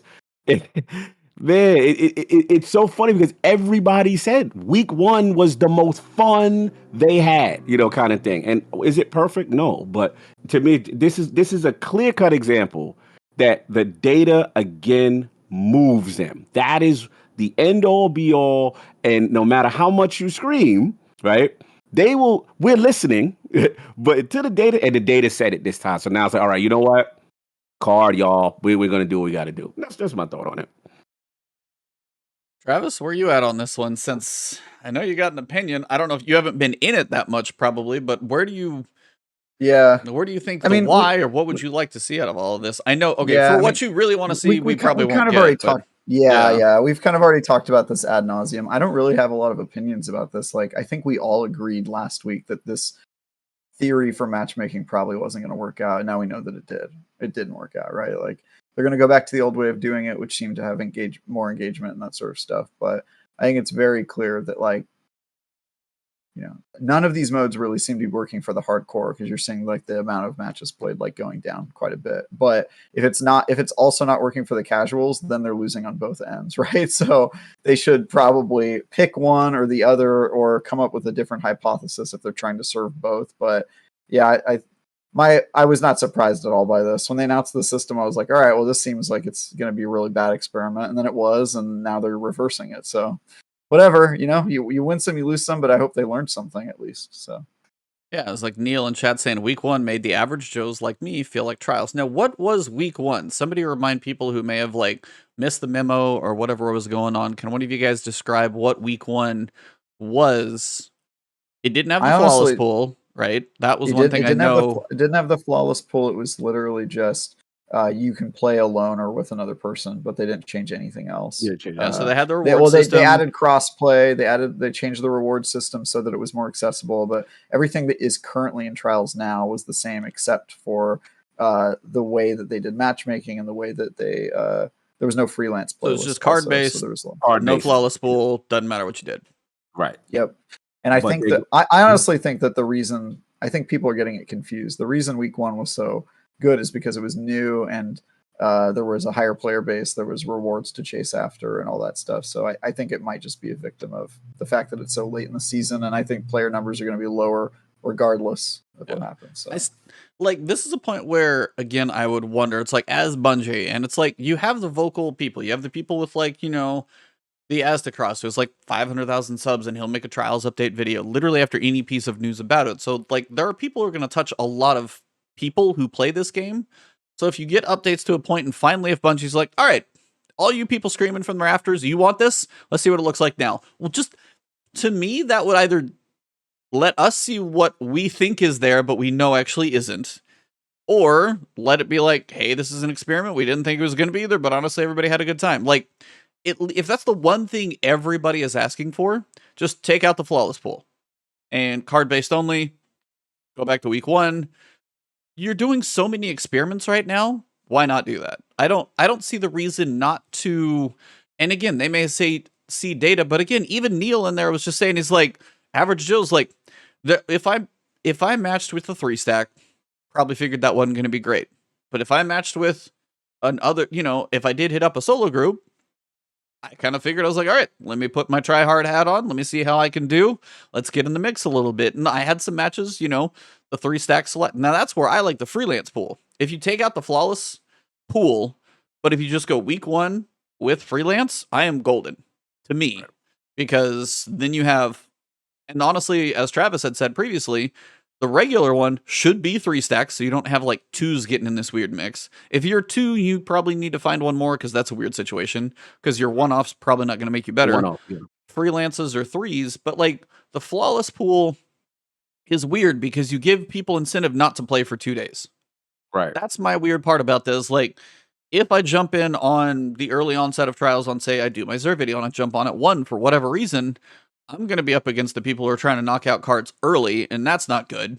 Then you get over to the flawless pool, which again has other people who are better than me, but have waited to let the other people get into the flawless pool, try and do the same thing when I've been shellacked the same way. So now we're going to go no freelance this time, and we're going to have the flawless pool. And my curiosity is going to be to see how many 3-stacks I see come, not this weekend because Iron Banner's going on, but next weekend, like how many 3-stacks I see come Sunday afternoon when they're like, oh, flawless pool just switched over. Now it's my turn to get the easy run, now that I know some of those people are out of there. Like, so you literally have 2 times where you have full 2 days where you shouldn't play, and then you have the beginning of Sunday where you shouldn't play, and then you limit people depending on where they live, regions and time zones and stuff, where you leave them like half a day where they actually probably have a reasonable chance when their flawless pool is doing the filtering that it should. Yeah. The problem I see is the flawless pool, while in theory I understand what they're trying to do, the problem is they can't avoid the fact that carrying is a big part of the community. It's a huge part. It's a huge part for streamers, and they want to do that. So you're literally saying during these specific days after, what is it, Sunday or whatever it is, you can't carry, right? And that is angering people because that is a huge, part of it. So again, it to me, it always comes to the data. It's just sad that it takes this long to get to the conclusion sometimes that the community wants and ultimately feels was the best. And that's what it is. It's still a tweaking. It's still the over analytical with the number kind of thing. And you just hope that they meet in the middle. That's all I'm saying. Like, meet in the middle. Not everything has to be letter to the law. Wait for the data to show that it's a successful thing or not. And that's just where they are. So we'll see. I don't know. Sometimes they just got to go by feel a little bit more. And I know they really are against that a lot of the time. Yeah, they are. Yeah. But I was like, at this point, when you do have this is literally the perfect time. Next week, like, okay, season stuff's over. 30th anniversary, Pop is not back. That would literally be the time, I think, for to try the week 1 stuff, just to give people and be like, now they could at least give us the data on what we think week 1 was so special to see if it really was. And otherwise, people are going to never know. And I think that's the other thing, is if you don't tell, while they're the vocal minority, it's 1 more week of trials and half the people are playing, half aren't anyway, playlist is going down. let the experiment happen and go out, so you can at least have that data, and you can also either shove it back in our face and be like, hey, guess what? It sucks. You were wrong. Or you could have people be like, it could use a few tweaks, but we're getting closer with that. Something would be worthwhile, I think, there. And this is like the perfect time, and I think they're going to miss it. That's my worry. Is like this would literally be the perfect time for them to do it low population before the pop to see what it's going to be like in these odd seasons to see if it does work. That's just my thought. Yeah, I guess. I mean, well, it's like, and that's the thing. It's like, no, it's like, I'm and losing faith with them on that part. I just am. Like, it's just, I love the tweaking. I do. You know, I don't mind tweak. But again, to me, the issue comes down to what Travis said and what I said, as far as where we met in the middle with our age-long debate, right? Which is you need the competitive aspect of some type of ranking system yes, to get people more in line with the skills of who they should be facing against, right? Yep. Then you also have to have rewards to make people go in the list. And the thing is, right now, they are not both. So as the rewards have gone, at the start of trials, the population is going to decrease regardless, right? There's always going to be some level of drop off. But when there's not a lot of rewards, and then if people feel like they're A, getting stomped, getting crushed, you know what I'm saying? Or A or B, crushing everybody, like, and they're not feeling any type of challenge because there's the way the matchmaking is set up, it's going to affect it. It's going to affect it. That's it. So what I'm hoping is with both of those things, again, it's a long shot. Don't know if it's going to be Witch Queen. Hoping it's Witch Queen. Don't know that these things are actually in place or being set up to be in place, kind of like how long it took us to get anti-cheat. We all knew anti-cheat. We all knew that was a problem. You know what I'm saying? It just takes them a long time, you know? And I don't know if it's a resource thing. I don't know if it's a priority thing, but I just don't know how long it'll be before we get that. That's the thing I'm at right now. I don't know because let's be honest, Witch Queen in itself is a huge rollout. They're talking raid. You're talking the Savathun story. Theoretically, is the trials aspect truly going to get fixed in that season? I would lean no, right? I would Probably, lean yeah. that it would still need more time, right? And I'm not trying to be negative, but it's just, you know, that's just how these things work. But I'm curious, Trav, like, what do you think on that level? Like, where are you at with it as far as like the end game goal to maybe get closer to both of the things that both me and you want? Yeah. I guess I would say they're closer now than they were, right? Like it is baby steps, like you said, and I know I can get like pretty intense when we talk about the stuff because it's sort of, you know, it's my mode, right? Like it's why I log on. For me, earning weapons in a raid isn't about having a cool weapon. It's about just being able to make somebody cry in Crucible. Like that's why I want those weapons, you know? So yeah, when I got 1,000 voices, when I got Vex Mythoclast, it was all for the joy of hurting somebody's feelings in a Crucible playlist. I hate that you got a new mic, Cog, because I can never hear you laugh. Your cackles are always such joy, but your mic filters it out. It filters me out. Yeah. So like, but honestly, like the fact that they're even paying attention to trials during this downtime is such a like huge gesture. The fact that they clearly care about getting more players in, and making it more rewarding and making it more accessible, like all the changes they made to the reward system, the fact that cross plays here, all that stuff is like tremendously good. I just think, like, as we keep saying every week, there needs to be a way to make it actually competitive for, if the goal of trials is to make it a competitive mode and not purely card based, which I'm not even saying that that's a thing. They could make it just card based and put a competitive mode somewhere else. Comp, I think, is long overdue for some sort of makeover in terms of it actually being competitive. But I just think, like, to your point, Cog, people care about rewards. I think that's only partly the reason people play when it comes to Crucible, which we've talked about. But I think that if they made seasonal rewards, like if you get up to the diamond tier at the end of that season, if you have reached that tier at any point during the season, you get those rewards. You reach, how comp used to be. Yeah. You receive the highest rewards of however high you were able to get in the bracket. Not forgotten days. Yeah. That was a huge deal. You stayed in that bit. You stayed in it, baby. That's a good correlation, right? How they had it was the competitive aspect to reach that tier, right? Yeah. Versus and a good reward with a nice unique perk. That it was a perfect marriage in that respect. I don't even think that they need to do Not Forgotten. Like if you got a package of rewards for getting to silver, if you're a bronze player and you're getting the bronze rewards because that's all you normally get, you're working to get to that silver. And let's just say silver gives you a couple more ascendant shards, and it gives you a package of other materials that you might want, and it gives you a skin for the seasonal crucible PvP weapon or something like that.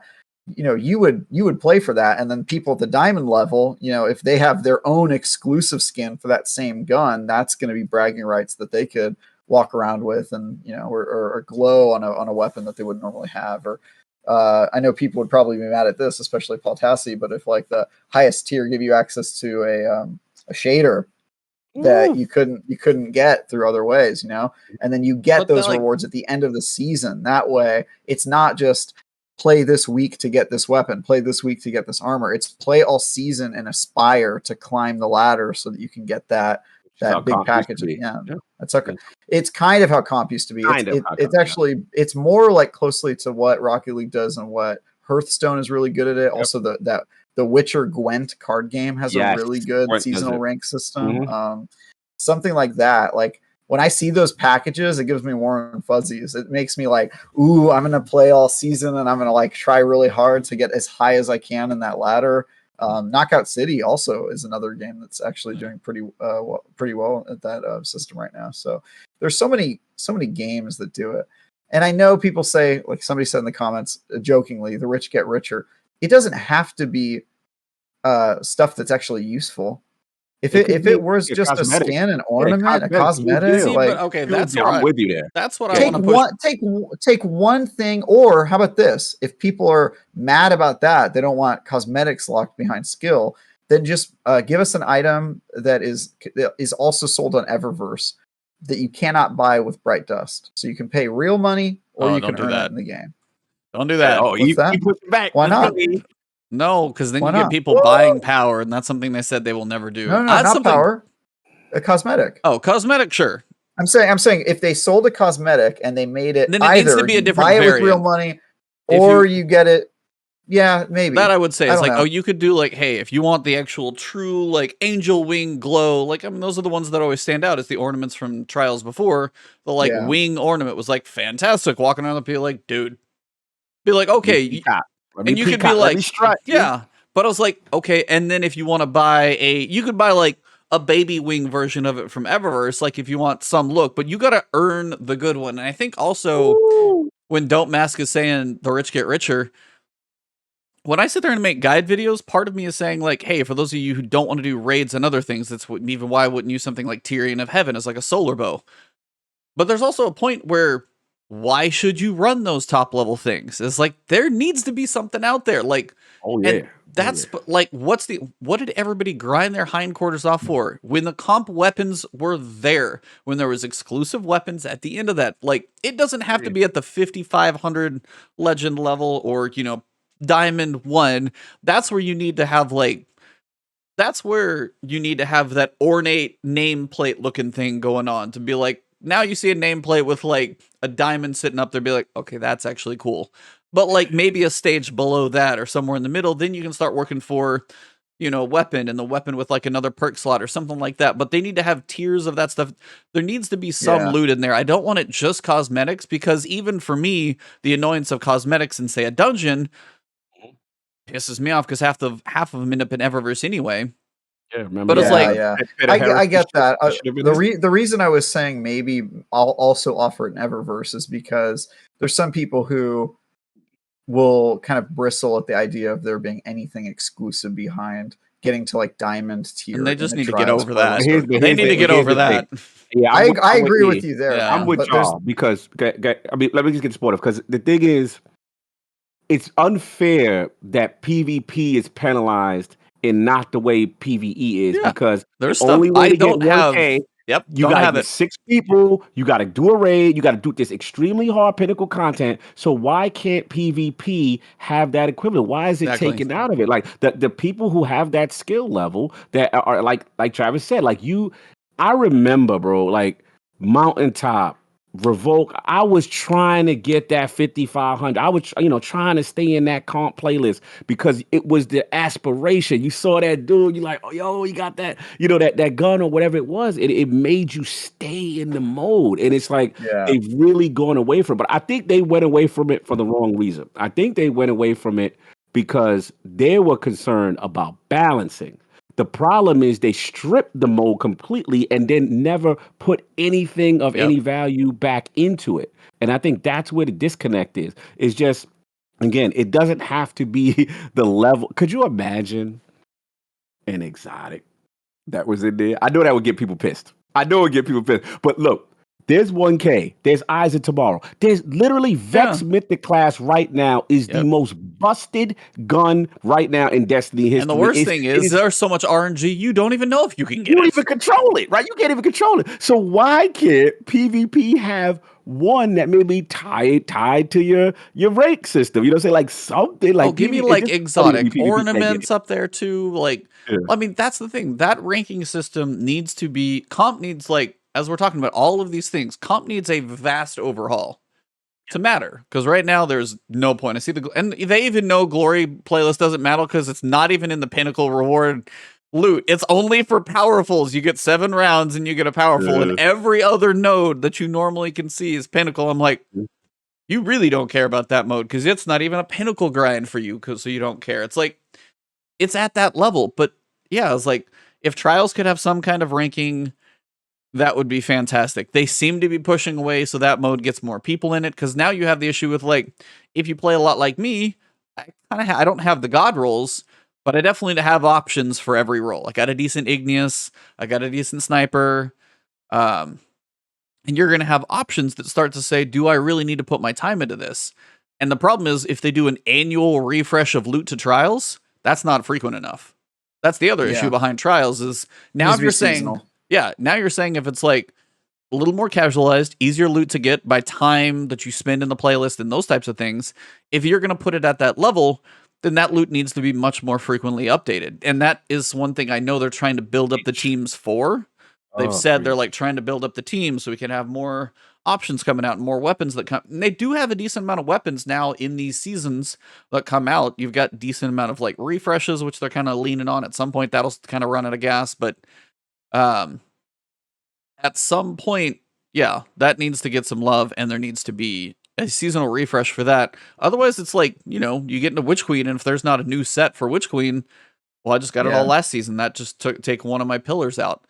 Yeah, that's also the problem with Not Forgotten, is it was the only reward for so many seasons. It was.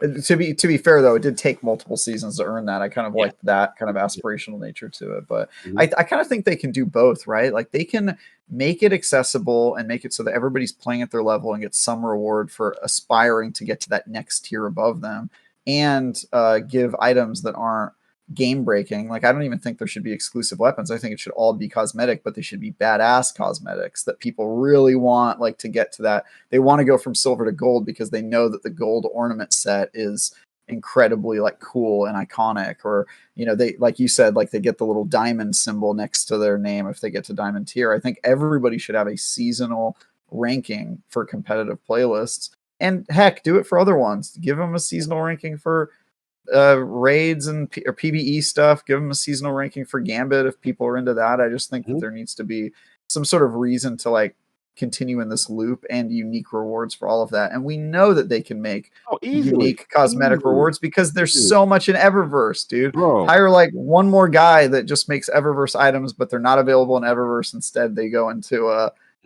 separate pool for rewards. Like, we know they can do that. I definitely could do it. They definitely do it. And the reason why I push back with the people is like, oh, this new rat is getting the killers. He's like, we gatekeeping casuals now. And I was like, look, the reason why it's not gatekeeping if it's a cosmetic item. That's ridiculous. No, but I want to push back on the weapon part, because here's my thing. The You reason think why they should have weapons? Yes. yeah, you know why I'm gonna push back? Because what happens when the new season starts? We log in and we're literally given with a horde. You're given the linear Yeah. fusion just for paying $10. You are given what's the I linear still fusion hate right that. now? Lawrence Driver. Yeah. We Sorry. giving it. And here you go. Knock yourself out. New thing for the exotic. I want that to stop so hard. It's not even funny. I gotta go. Seriously, that bugs the hell out of me. You want to talk about hate that. devaluing an exotic? As you literally said, you log in on day one. Here it is. Yeah, you got to grind for a catalyst, but I'm like, here's your new exotic for the season. I'm like, where's the value in that? It's a unique weapon. Sure, they are typically very cool, like Tiku's Divination. Loved it. Yeah. Lawrence Loved it. Driver, very cool weapon. Definitely has some Mhm. functionality to it, and Void sucking up people and blowing them up. Like they did some cool stuff with these. Why did you give it to me? It's not even Straight a up. quest involved. Just day one, blah. $10. Just like, your here- skill was $10. You aspired with your $10 to get Yeah. this exotic. Like you can Yeah, and give you get a copy at rank 35 because that's the free way to get it. Don't mask. Say you can get it for free at rank 35, which isn't even that hard to get. You'll get that anyways. So it's like it's either time or money, which either one. But there's no accomplishment to it. There's no story to it. There's no. Are you kidding me? When I sent you guys both the article about the Lawrence Driver, like the science behind the weapon. You remember me sending you that article? Are you telling me there's no way you can't get a quest in there that somehow explains what's going? Something like anything behind what this thing does, like Tiku's Divination. I want to know I want to do a quest to get that one. Solar bow that like locks on, and you got exploding multiple targets. Now I'm like, dude, this is freaking bow is amazing. Gotta sell fire, those season literally. passes, Z. Gotta sell those season passes. Yeah, and if you tell me who's gonna die in Witch Queen before the damn thing launches too, I'm just gonna be pissed again. Okay, I do actually like. I feel like when it comes to so would you guys want to know, right now? Would you want to know that Cortana's in Halo Infinite right now before it launches? Ooh, That's a completely different question. Playing dirty. Oh no, he's not. Because here, Cade 6 has been killed. Sorry for here's the spoilers. distinction. How is that different? Here's the distinction. Cade dying is the premise of Forsaken. It's the jumping off point. It's not the big reveal at the end. So the Halo Infinite. I'm gonna guess that Cortana coming back's not gonna be the end of the game either. I feel like that's. I bet you it's not the premise though. The parallel between Halo Infinite, if you want to compare apples to apples, would be knowing that it starts with Master Chief losing a war and humanity being in a super dark place, which we do know. That's the premise of Halo Infinite, just like Cade dying is the premise of Forsaken. So it's different. Learning the premise of an expansion, the first thing you learn when you boot it up, is very different. It would be like if in Forsaken, the trailer showed you going to the Dreaming City. If it showed you going to the Dreaming City in the Forsaken trailer, then I would be like, all right, that's messed up. But it's literally the premise. Like, and I feel the same way about Witch Queen. The premise is the first thing we're going to see, we all know, is going to be the trailer of, the Hive becoming Guardians and all that.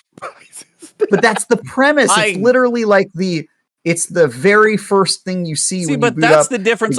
That's the difference of like premise. But if it was like, what if the part of the premise is that Ikora and Vanguard are somehow put in prison, or one of them is killed, and we know that beforehand because that's what kicks off what like Savathun busts out and.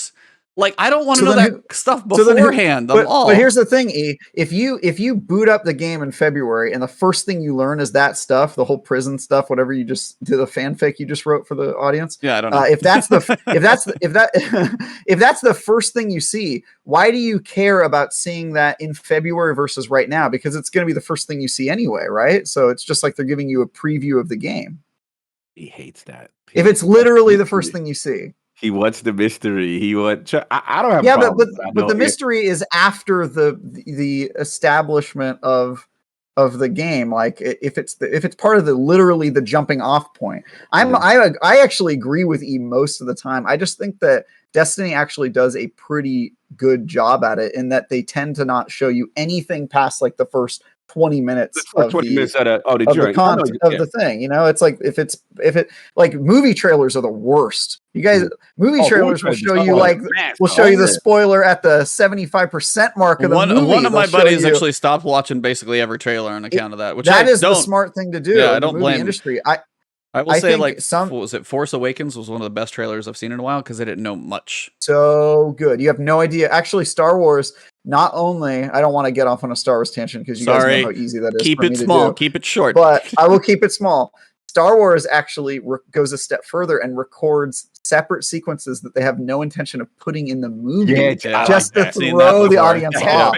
It's beautiful. You know, the only annoying thing about that, though, is because most movies, you're looking for that one point to happen the whole time. And you get to the end, you're like, where was that? Like, where was that one thing I saw? Exactly. So don't watch the trailers. Annoying. It's perfect. I love it. I love it. I think every movie should do that. And I think video games haven't gotten to that point yet where they're like starting to spoil what's in the game. The trailers are way better, and I think it's because they have an advantage. They can show gameplay. They don't have to focus on the story, right? They can just show you shooting things out of context, whereas movies, they kind of have to put story in there because that's all they have, right?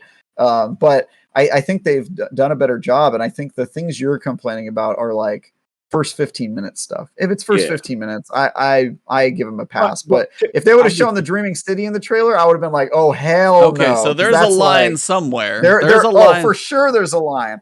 And actually my threshold is pretty short. My threshold is like if it's past the first hour, I don't want to see it in the trailer. That's my threshold. But Destiny's pretty good about not showing it, I think. Shout out to Forte real quick. That's just my opinion.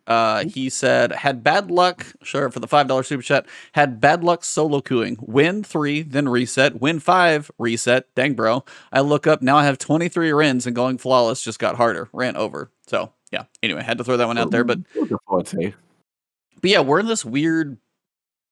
We have the time for them to experiment. We'd like to see it. We know the story's got this weird timing of, like, we need the final chapter. We don't know when we're getting it. We know the 30th anniversary doesn't really connect to things. Got a couple holiday things coming up. We're in a weird month right now for Destiny. Granted, we also have like Lost Ark, Forza, a forever backlog right now. So it's a good thing. But if you're looking to try and, like, as you asked kind of in the very beginning of this whole discussion, how's Destiny doing for you? It's weird right now. It's not the best. I'm season pass rank 205, I think. I've played more than I honestly expected I would.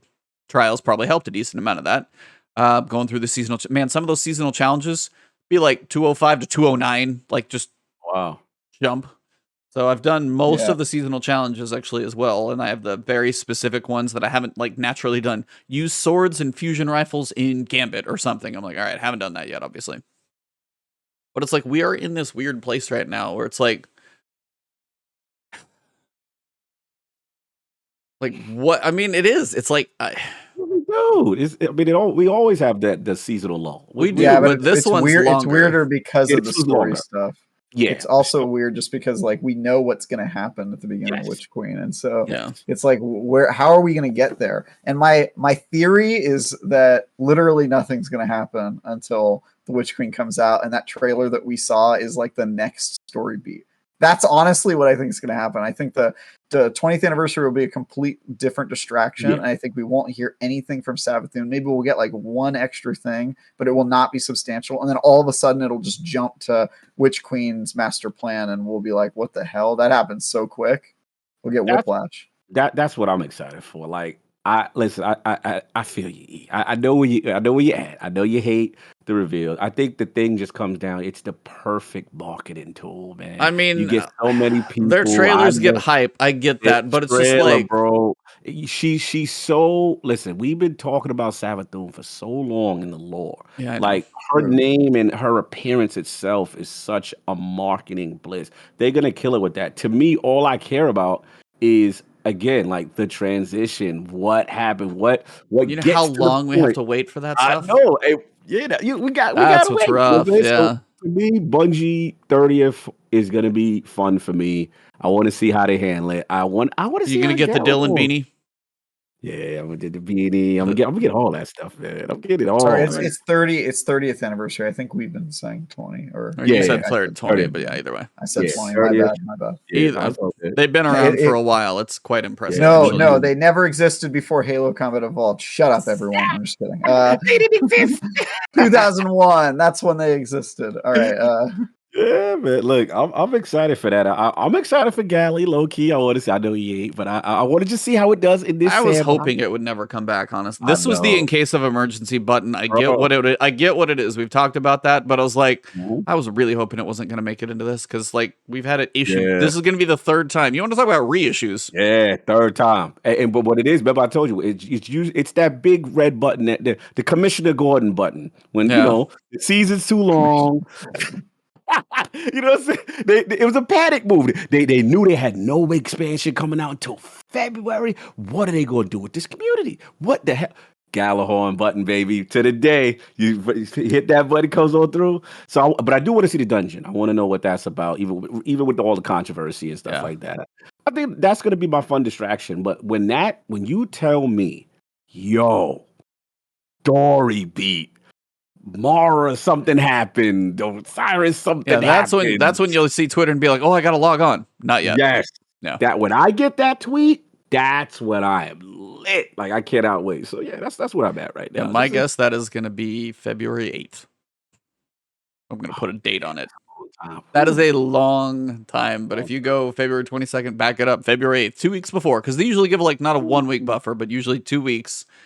Is how they've kind of been doing the epilogue a little bit, and that's my guess. I love how Bungie's new move is to literally put things on ice. Yes. Like when they're not ready to finish the story, they just like put Aramis on ice. They put Savathun in a crystal. Like they used to 2 for 2. They just literally like that's their move now. It's like, all right, well we didn't really finish this Aramis story. We kind of ran out of roadway here for the Beyond Light story. I don't know, just freezer. Yeah. You know the problem with what happens on the 8th when they unfreeze whatever the crystal is? It's gonna be log in, talk to Mara, watch the ritual if there's a little cinematic or animated storyboard or whatever they do, and it's gonna be over. Like David said in chat, it's going to be February 8th in a minute, but it's like literally 5 minutes after the season starts. Or you're going to do one activity and it's going to be over. You're going to be done in 30 minutes. And that's one story mission, and then there's going to be Hive Guardians. That's my issue with waiting that long. Something that small never lives up to the wait that we tend to get for it. The extended wait for that one thing is usually done so quickly. If it was in the sequence of events, it was week 8, bam, then you got to know you wait for which queen. At least you kind of get it in sequence. Right. And then they're going to have, the trailer's going to do the hype they need anyway. Mm-hmm. Like, you're going to see a trailer and be like, I'm here, I'm ready, yep, sign me up, whatever I have to do for Witch Queen, put me in, I'm good to go. Like, I'm good to go, coach. But I was like, the fact that we're going to get that thing, it's going to be like, okay, that was cool, now we know, now we still got to wait another couple weeks. But it's like, if it would have been last month sometime or something like that, I think it still would have hit better. They just want to combine it, because what's going to happen is, we got to wait hella long, right? We do this stupid wait. February 8th come, we're like, okay, story advance, okay. Then those Witch Queen trailers are going to start pumping. Of course, yeah. And when those start pumping, everybody was talking slick about Destiny. All of a sudden, and the population comes back, and everybody, oh my God, did you see? It's the cycle, baby. It's the cycle. You've been through this rodeo before. You know what this does. And Destiny is right where it is, killing everything like it always do. So I'm not. The only problem is this time they've got more competition than they've ever had. But one thing I agree with Travis though. I think their strategy is they have shown whenever there's competition, sometimes you go on ice and you just wait it out. You just do what you got to do. But when they hit, few can withstand. And let's be honest, single player games ain't really gonna affect Destiny. You know what I'm saying? Like you'll go, you'll play. Elden Ring doesn't have the same. Yeah, it's not. You got to be another, either looter shooter or MMO in a space to have some type of thing. Because listen, when Bungie comes outside, and that how Twitter do when that marketing blitz hit, just with the Witch Queen stuff before this. We was like, oh my God, she's got Hive Guardians. Oh my God, you hear that voice? Like it's a whole different animal. That they need. I hope everybody in the marketing team gets raises, because literally they have saved this game every time, every year of its existence, we do even on terrible season content. Oh, season the worthy trailer. I have with the best it's the trailers PR team in video games. Yes, PR team. Oh my God, they're the greatest. They literally they owe a lot to that squad for sure. Oh yeah. I was like, I mean, I know it's coming. I'll miss the Activision days. That was I don't know if you guys ever. Actually, I would have seen you there if you were there. But yeah, back in the day when Activision was like the thing, they used to do these bougie events where they'd fly you up to Seattle. That was like the Destiny 2 reveal where we saw people in like the hangar, right? That one was like a one-day event, but they used to do on-site review events where they'd rent out like this hotel. You get 3 meals a day and snacks, and they'd put you up in the hotel. There was a week of my life where I didn't leave a hotel. Literally, I took all my meals in the hotel. I played Destiny in this massive room with all these other press people in the hotel. And then at the end of the day, I would go back and just fall into a bed and then wake up the next day to play more Destiny. That was like my entire life. Those were, speaking of like, now that we're talking about the marketing and PR team, like I feel like they knew, oh, if you give them like a cool experience, it'll kind of like color their view of the game. And so they used to do these like so bougie. It was crazy, man. There's the champagne and caviar, like, even though the game sucks, right? Yeah, exactly. Like that was the thing. And everybody would always be like, you know, I would go there and I'd be like, oh no, obviously I'm a totally like unbiased, objective reviewer, you know, doing what I can, but it's like you make friends. It's like going to camp, you know, like you're there with all your buddies who also like the same things you do, and you're all you feel special because you're getting to go and play it first, and you got all the devs. Oh, do you want to do an interview with me? Let's talk right now. We'll talk about the art direction of the game, and it's like, oh my God. Here's the crazy thing right now, and I know this data metric does not represent the entire community, but look how impressive. Yeah. We are all complaining right now how dead it is, and you know we're gonna have to wait. And you're looking at the current players or something. I'm looking at just the Xbox most played games right now. Destiny is number 6 in a dead season with no loot, and we're bitching about trials. 6. It's Iron Banner, Cog. It's always been Iron Banner. That's what's carried this game as far as it has gone. So all this Destiny killer talk that I hear from other people that don't like the game, and they're literally in their worst position right now in a long time, right? During this horrible seasonal lull. And it's the 6th played game. What's the concurrent? What's the joint on Steam? I got to put me on E. I want to know what's going on with the numbers. That's crazy. I'm looking right now. It's insane. Steam charts.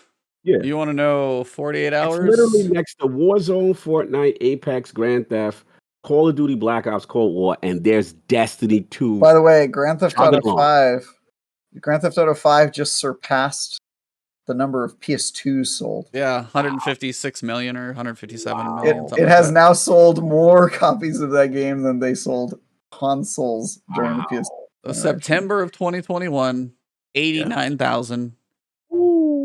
October, 66,000. Last 30 days, what was it? 63,000. There's a drop of Steam. But yeah, I mean, playing an hour ago or 48 hours, 24-hour peak, 67,000. Playing an hour ago, 60,000. They're staying right there, though. It's literally hanging around 60K on Steam, which is just bonkers. Like, bonkers. That is crazy. People are playing this game. Oh, yeah. Still. And see, that's the difference. That's why I told you I was worried earlier, because it's like with them trying to change anything, because it's like, yo, they're doing well. You know what I'm saying? When things are technically not happy by the hardcore, so to speak, like the hardcore, hardcore. And that's why the vocal minority, and they're probably like, I don't care about the vocal minority when 60,000 other people are playing this. And they shouldn't. I think I said last week that like they're not making this game for streamers, right? They're making it for people. But I still think like the way you do lose is you think that like, oh, we've always made it through, so we'll just not change anything. You can't let it stagnate. I think that they need to be on guard. They need to be afraid of the next Destiny killer, even though they're just sort of standing over the graves of Anthem and Division and all these other Destiny killers that Borderlands Outriders brutally murdered. Yeah. It's over for That's Destiny. It's over. It's yeah, dead now. This is the new dead thing. game. Dead game. Yep. So My crazy. God, dude. One actually Yeah, did it's mention though, when it comes to PvP, if Halo Infinite PvP actually Oh, Halo gonna hits, hurt. No, Halo gonna and I hurt. was like, I'm not gonna go and there. that, I don't think so. Yeah, Halo gonna hurt. I was like, it's gonna be quiet on PvP for a little while, I think, because of that. Oh, Oh, for sure. Yeah, Of course. even the Insider program, when the Yeah. Insider flights happened, the player base for PvP Right. in Destiny went down. I saw somebody post that on Twitter. To their point, the timing is perfect, right? Dead season now. Halo comes. They go underground, right? And Buck they got up. the 30th anniversary though. They got the 30th anniversary. Try to buff it to get a little light. Yep. Little Take the- financial injection Yeah, there. little financial injection. You take the bump from Halo.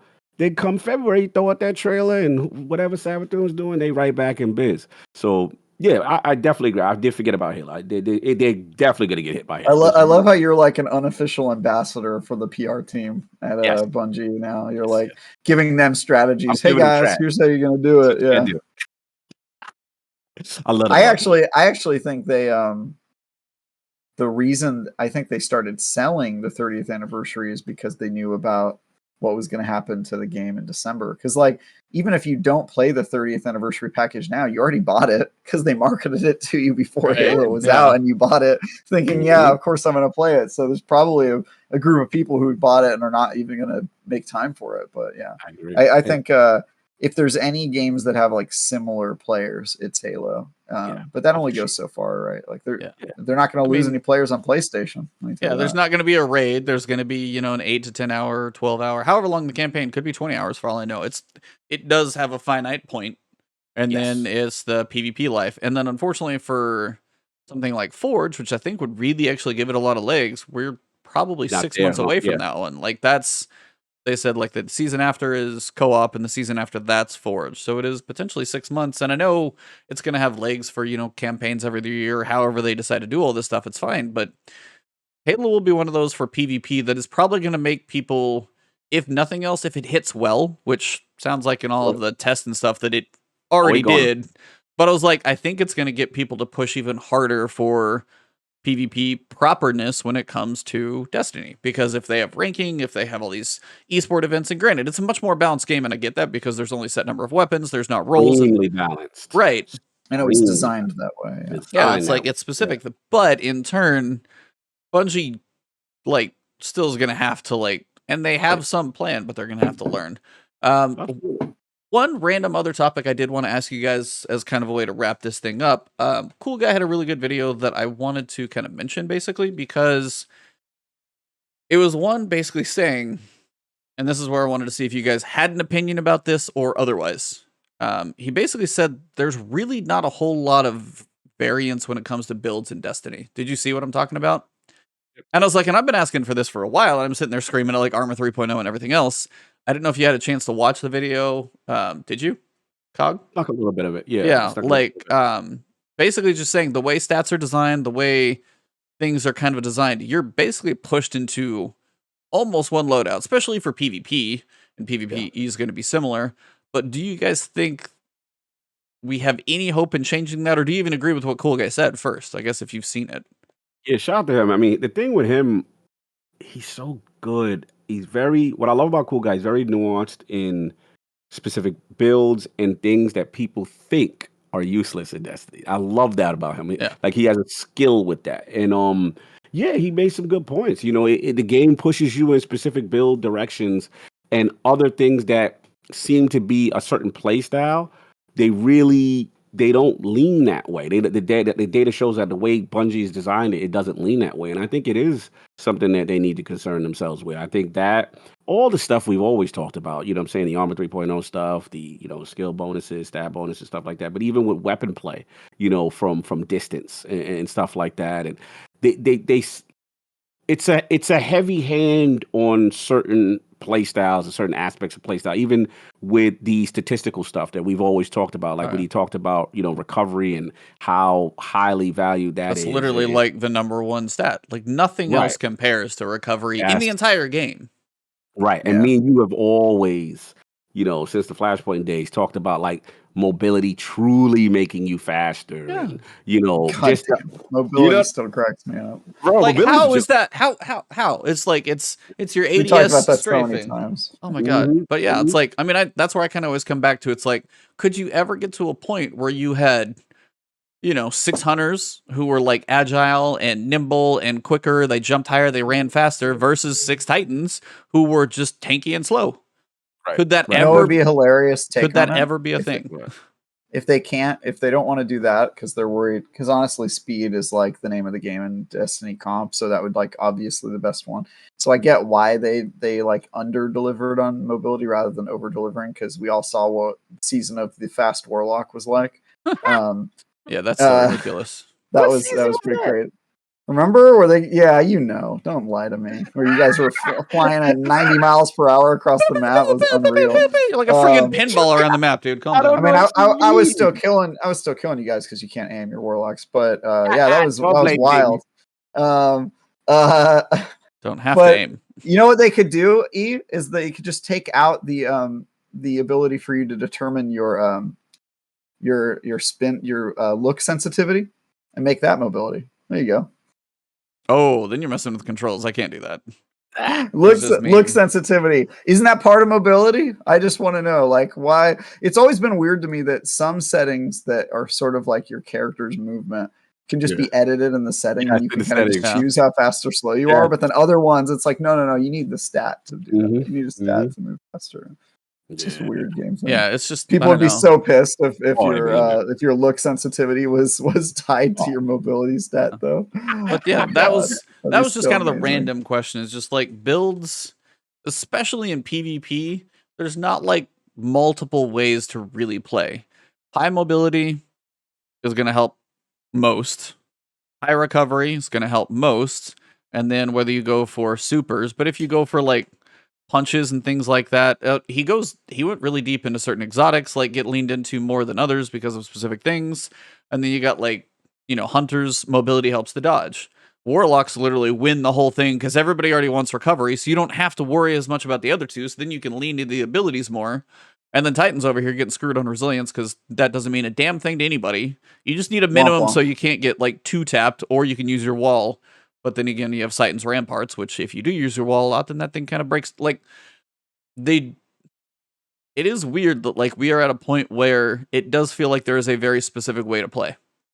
And there's not a lot of choice. Like, they want you to have RNG and stats, but it's like just because the RNG and stats means you aren't getting to the one that they know everybody wants. And it is kind of like there's not multiple ways to build a character out. You take something like any other RPG that they want, and I guess that's the thing for me is I want them. I don't know if they'll ever keep leaning into the RPG, MMO action RPG, and I'm like, you are missing. They will on the RPG pretty hard. Even if you just look at the light subclass like redoing Refresh. what they're doing, that's like help. so RPG heavy. Like everything they're doing about like customizing, your artifacts and your perks and all that stuff is so RPG. So I think they've shown over the past couple of years that they're dedicated to like the RPG. It's like but it's like an RPG ultralight to me. It does not feel that strong. I disagree. In a game with 50 currencies, I don't think you can say it's ultralight. I think you can say you would love to take some of those out. Yeah, I know. We all would. Would any of us not do that if we had a magic wand? But they're arbitrary currencies. They're not typically helpful. It's not like I have 6 different gems. Like this one gives me strength over here. It's like I have currencies for infusion for arbitrary. Like most of them don't. I think much. part of the love of Destiny is that you can play it fairly casually. It doesn't require you to learn all of the systems to play it. And my problem with MMOs is it's the exact opposite. You cannot play those unless you learn 40 encyclopedic systems first. And so I think they have to pick and choose their battles. I think they can do an armor. No, I do not want that. I don't think most people want that. He wants that. I want more of it. If he wants that, that's fine. But I think they should sort of lean away from the MMO, like at least the traditional MMO. I like that it's massively multiplayer online. I just think the traditional MMO of like making everything like a really high barrier of entry. I think they can do Armor 3.0. I think they can rework the stat system because it's already doesn't really make a lot of sense. and I think they can do. They can redo the light subclasses and make things just a little more nerdy because players get that. But I think they should try to stay away from some of the stuff that turns off a lot of people from like Warframe. Like that, those systems in Warframe are wild. There's just like, it's wackadoo. There's so many different systems in those games. World of Warcraft is way too complicated for people.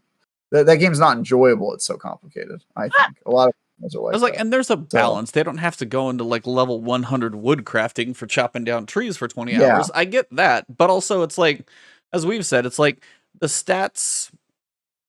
And again, the way the stat system doesn't make sense. The stats don't do, and for me, that's why I want armor to get a revamp, is because I keep saying it's like I have, class items every time, delete. I don't care what it is. There's not a point for class items, 0 point. And again, if you go through outside of farming for better stats on an exotic, if you get a decent stat roll, and you masterwork, if you play enough to masterwork like Solar, Arc, Void, and Stasis, you have 4 sets of armor, and you literally don't need more of them. You could potentially have 8 if you really wanted to have a PvE and PvP set, but that'd be a bit much.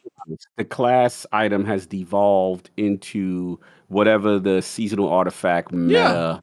That's literally it. What's the high mod that you got to put in there? That's it. Yeah, it's going to cost 7. Yeah, so you can't do anything else. You can't do anything else. And you got to keep that particle deconstructed. What was the other one with the grenade launchers the season before? I don't remember the name, but God mode grenade launchers. Yeah, God mode grenade launcher. This is what it is right now. And I think mountaintop. Right, I agree with Trav. Yes, I agree with Trav that is going to be from a build standpoint. The subclass 3.0, like Void 3.0, we're going to get the builds. We're going to get a lot of build diversity. But I'm with you on the base level, the stat level.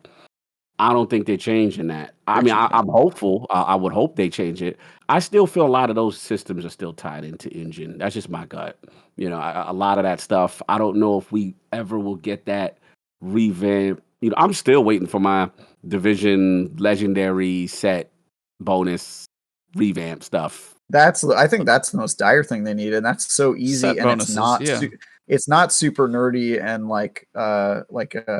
confusing like some of the other RPG systems that people have proposed. My thing is, I already think the mod system is like a little too complicated. The stat system, you have to make them solar arc. You already are limited so much on what to put in there. Then you got to have a solar piece of armor to see this one, and you can't even see the other mod. Like when you're in the solar piece, it's not that it's like it's grayed out because it's arc. You can't see. Like I got a mod.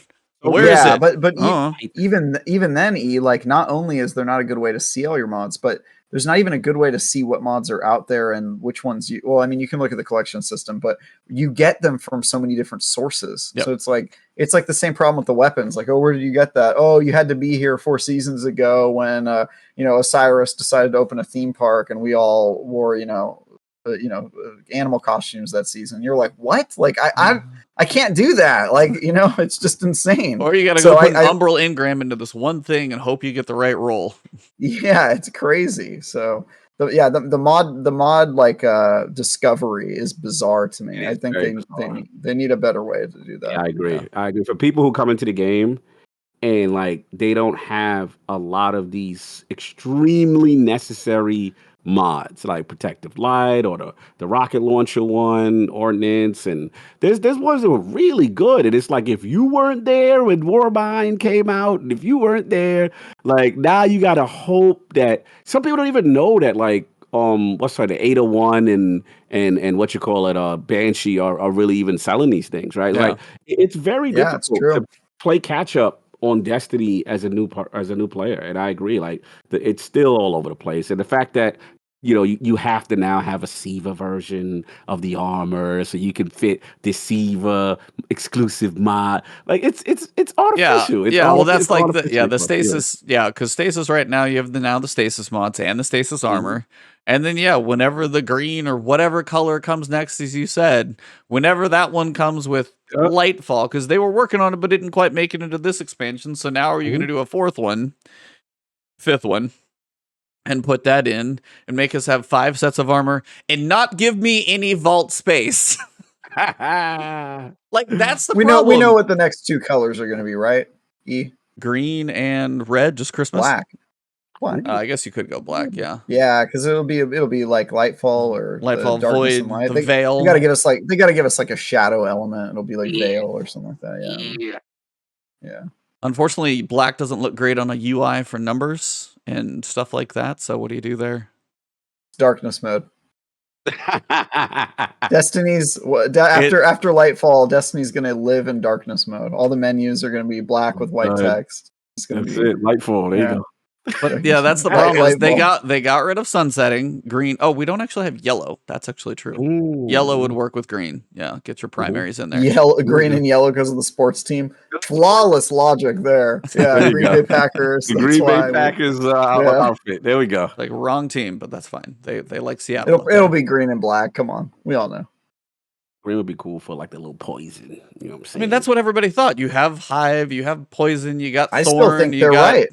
Yeah, it's like I think that's supposed to have been there. They just didn't get it in this expansion for whatever reason. But we don't know that. They flat out said it. So if they come back at it now, they apparently made miracles happen. Misdirection. But generally, like you're probably right. The vault is like an issue for me because even I'm trying to get down to where I just keep one of each weapon, just one, and then I've got too many exotics. I do need to sort through those, but like one of each weapon, and then like one of each exotic, you're almost gonna have a full vault, almost. Oh, bold cock prediction. Who keeps exotics though? I do. Do you have a reason to keep exotic weapons? Aside from the ones with unique rolls? Because I'm like, they're going to eventually buff something that's trash. Yeah, but you take it out of collections.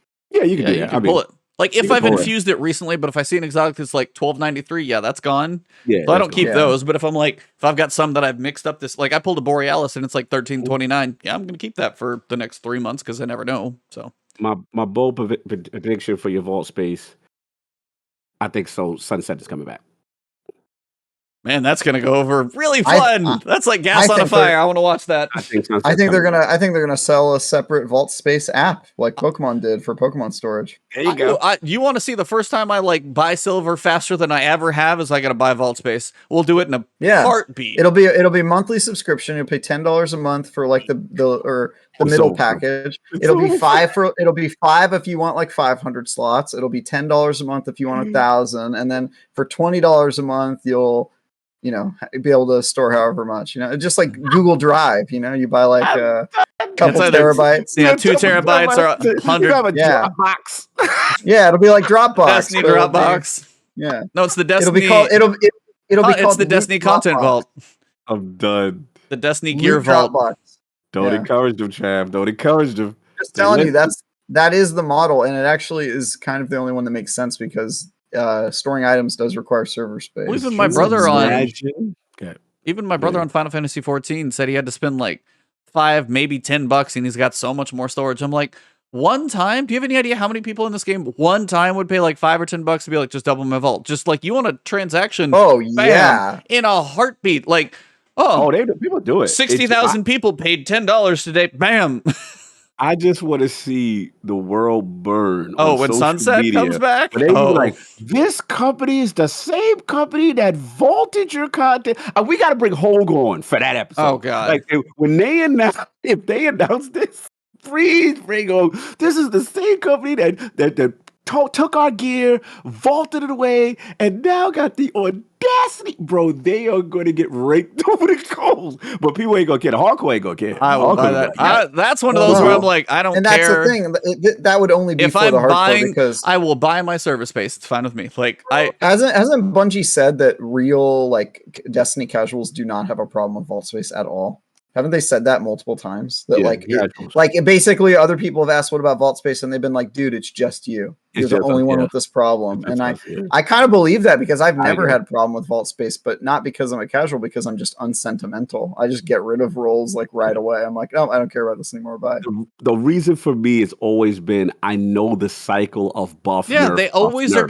My machine guns are going to come back, or the snipers are going to come back, and it's like, you keep options because what did they say recently? Adrenaline Junkie is going to get a buff in December. Like, out of nowhere, this random perk that was like, well, that's kind of trash. Well, now they're going to make it good. Well, They even tell you now on Twitter, hold on to those rolls because they could be good here in about a month. I'm like, I don't have a place to put them. Let's be real. People pulling out Cartesian coordinates out of nowhere. Like, exactly. You know what I'm saying? Yeah, that thing all of a sudden. Scout now, that's crazy in the energy. That's arc. Contingency plan. Contingency plan. People that had that. Like, Bungie it's always. So it's like, I'm a victim of it. I'm like, yo, I know this is trash right now. That's the problem. Yep. But this roll right here is so good on this trash archetype that I'm just gonna keep it because I know they're gonna buff it. And when they come back, I'm like, yes, I'm good. I kept that very rare trash thing that is now God tier. That's how they do. Man. Yeah. Well, as always, I think that definitely covered our Bungie pleas for a little while. Give me some damn vault space, or yeah. Okay, Destin. I'll be like, it has been however long since we've been asking for vault space. I'll keep it going for Destin, so that way when he comes on here, he doesn't even have to say it. I got him covered. But overall, I'd say this was a fun episode. Yes, sir. Anything else for you gentlemen to add before we go? Anything that you guys are needing to get off your chest before we wrap this episode up? Oh, this is good. This is really good. I was dreading Trials talk because I was getting exhausted. But I was like, this is a really fun episode. I really enjoyed this one. We kind of glossed over the Trials too. We didn't even really spend much time on it. We've all we're so sick of talking about the Trials controversy. Yeah. It was fun. I'm glad you had the other talking points too, because it was so fun to talk about those other things and just what we want. But dope episode as always. Nice. Well, gentlemen, as we wrap this thing up, we'll start with you, Travis. Where's the next thing people can find from you? Or if you can, probably can't even give an embargo date if you're working on anything, but watch IGN, look for this name of Travis Northup and just search that daily at about 4 o'clock in the afternoon. Type in Travis Northup IGN every single day and see if he's got something. Yeah. Give him lots of views. I've got a review live right now, Writers Republic, which I liked a lot. Spoiler alert, I gave it an 8 out of 10. That means it's great. I really enjoyed it. I've got another preview I'm working on, and I'm also working on the wiki for Forza 5. I'm going to be finding every single XP board and fast travel station in that game. So this is actually my first wiki assignment. So I have no idea if I'm going to be qualified or good at it, but I do love the Forza games, so I should be able to find them all. Right? How hard could it be? He said his last words. Final last words. How hard could it be? You can find me. You can find me every Sunday morning at 8 a.m. Pacific. On a show called Bitcast. We compete directly with the Iron Lords podcast, and we talk trash on them the entire time. Actually, that's most of our podcast is us just talking about how they're amateurs and all that stuff. I do the show with a guy named Ames, an industry veteran, a legend, and the live action Fred Flintstone, a guy named Dan, which is very fun. So you can find me in those places. Also, follow me on Twitter. I'm at Ty Guy Travis, and if you don't follow me, that's probably a good choice. Selling yourself so well as always. We appreciate it, Travis. Cog, what do you got? Any awesome guests coming? Any episodes or videos they should look up on ILP? What do you got? Yeah. Check out my man Addict, man. He did his first kind of major review for video review for Forza Horizon 5. Very honored to get that on the channel. It was great. It's hilarious. The Forza haters perspective. I mean, the driving game haters perspective of Forza Horizon 5. So it was really cool. Definitely pick your audience well on that one. Yeah. He knew what he was doing. Salute to him, but was able to get the code and knock that out. So check that out. IOP this week. No, guess we're just gonna keep it regular. We may have some surprise pop-ins. Just hosts all week for you. It's light work, man. Light work. I need it, bro. Too many podcasts, and sometimes that's why I said I really enjoyed this show because I was like, sometimes you just gotta be with the fam. You know what I mean? Just with the fam, like how we doing today. Well, hey, Travis, if you've ever needed to roast somebody, I need you to start stocking up for one of our guests because when Mooch finally comes on this show, I need you to light him up. Light him up. Ooh, I can't wait. Mooch. Yeah, because he's been bumped a couple times trying to get ready to be on the show. I'd be like, dude, ready. Gotta it has been way too long since I've made somebody cry. So I'm very excited. Good. We don't want to quite do that to our guests. Oh no, we will. He said, no, we will. But yeah, we got We'll that. make it work.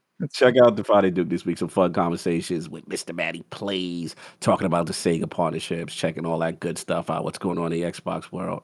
And Last Word Podcast, like and subscribe. Like and subscribe. Hit the notification bell when you can. Tell your friends. Tell your friends, you know what I mean? All 50 of you still in here at the end, man. Salute, man. A lot of fun. Chat was absolutely hilarious as always. Trav, the homie, E, the homie. Tons of fun as always. Yeah, man, fun week. It was just, I needed a week like this just to kind of decompress and just talk about gaming without always prepping for big guests all the time. So, but we'll still have big guests. I'm just saying. E, what's going on with you? And you gotta tag me. Wait, E, I gotta put you on blast. Please tag me when you tweet your videos, sir. Tag me in your videos so we can get that promotion going on, brother. Fair enough. Mm-hmm. So also, talk more about Elden Ring. I feel like you don't talk enough about that game. Yes. Oh my god! Like I just want to break down that entire 15 minutes frame by frame, but that would be way too long. I want a video of you talking about Elden Ring, and I want you to be shirtless and just covered in sweat the whole time. Because honestly, because I feel like that's your energy, right? Like shirtless and covered in sweat. What did I just get done rowing outside? I was outside rowing in the Texas heat, and then I just walked in to record a video. Go. Yeah, not physical sweat. I want it to be like that mental sweat, like with the yarn board behind you, and you've got you're like going through the trailer, and you look like you haven't slept in like 3 days, and you got no shirt on for some reason. Maybe blood. I don't know. We are past Halloween. Yeah, that's for the OnlyFans. Okay. Dramatic got it right. That's on the OnlyFans. That's where that goes. I love how Travis always has you like this country bumpkin. I live in Dallas, man. I live in like one of the biggest cities in like the States, and yeah, it's still kind of guy. I'm just saying, do you want views or not, E? Do you want views or not? What are you willing to do? It's for the content. It's for the content, man, right? That OnlyFans would be popping if you do that. So I'm telling you, I don't know how your wife gonna feel, but your OnlyFans gonna be popping. She's like, hey, you paying some bills. We're gonna make it work. No. That's right. Get out there, baby. Get out. Go work it. Work that corner. Work it. Work that corner, baby. Hilarious. I digress. Actually, I think we digressed. But I digressed. We definitely digressed. Travis digressed. No, I'm trying to decide if I'm going to go Game Pass or Premium for Forza. If I wait like 4 days, that might give me time to go for Lost Ark, actually. So if I put some time into the Lost Ark beta, focus on that, then I can just wait like 4 days and play Forza on Game Pass, which will probably suffice what I'm going for. If you do, can we, all three of us, do a Forza cross-play session? I would love to test that out. PC, you know what I'm saying, console, all together. Yeah, absolutely. Let's try that. All of us, for the most part. That would be kind of fun. You know what I'm saying? Let's try a Forza session. Yes. Shout out to Dr. Fu, by the way, with the raid. If you guys are coming over, thank you. I didn't even know YouTube raids, but if you said go over to another channel and somebody's live, that's impressive, by the way. If you managed to YouTube raid, no, I think he just manually told people to go here or put a link in his chat. So that's some dedication right there. So thank you, Dr. Fu. It seems like they joined right when we started talking about the shirtless raid. So I think that was perfect timing. Yeah, you guys. Now you have to. We were literally talking about like Destiny for like an hour and a half. Other games before that. You guys get here in the 5 minutes when this place goes to hell. Shirtless Forza stream. Shirtless. Yeah, I'm in a racing helmet and no shirt. Nice. The helmet stayed on. Ebontis edition. Yeah, there you go. You gotta keep the helmet on. Gotta be safe in these bumpy. Lord Shax.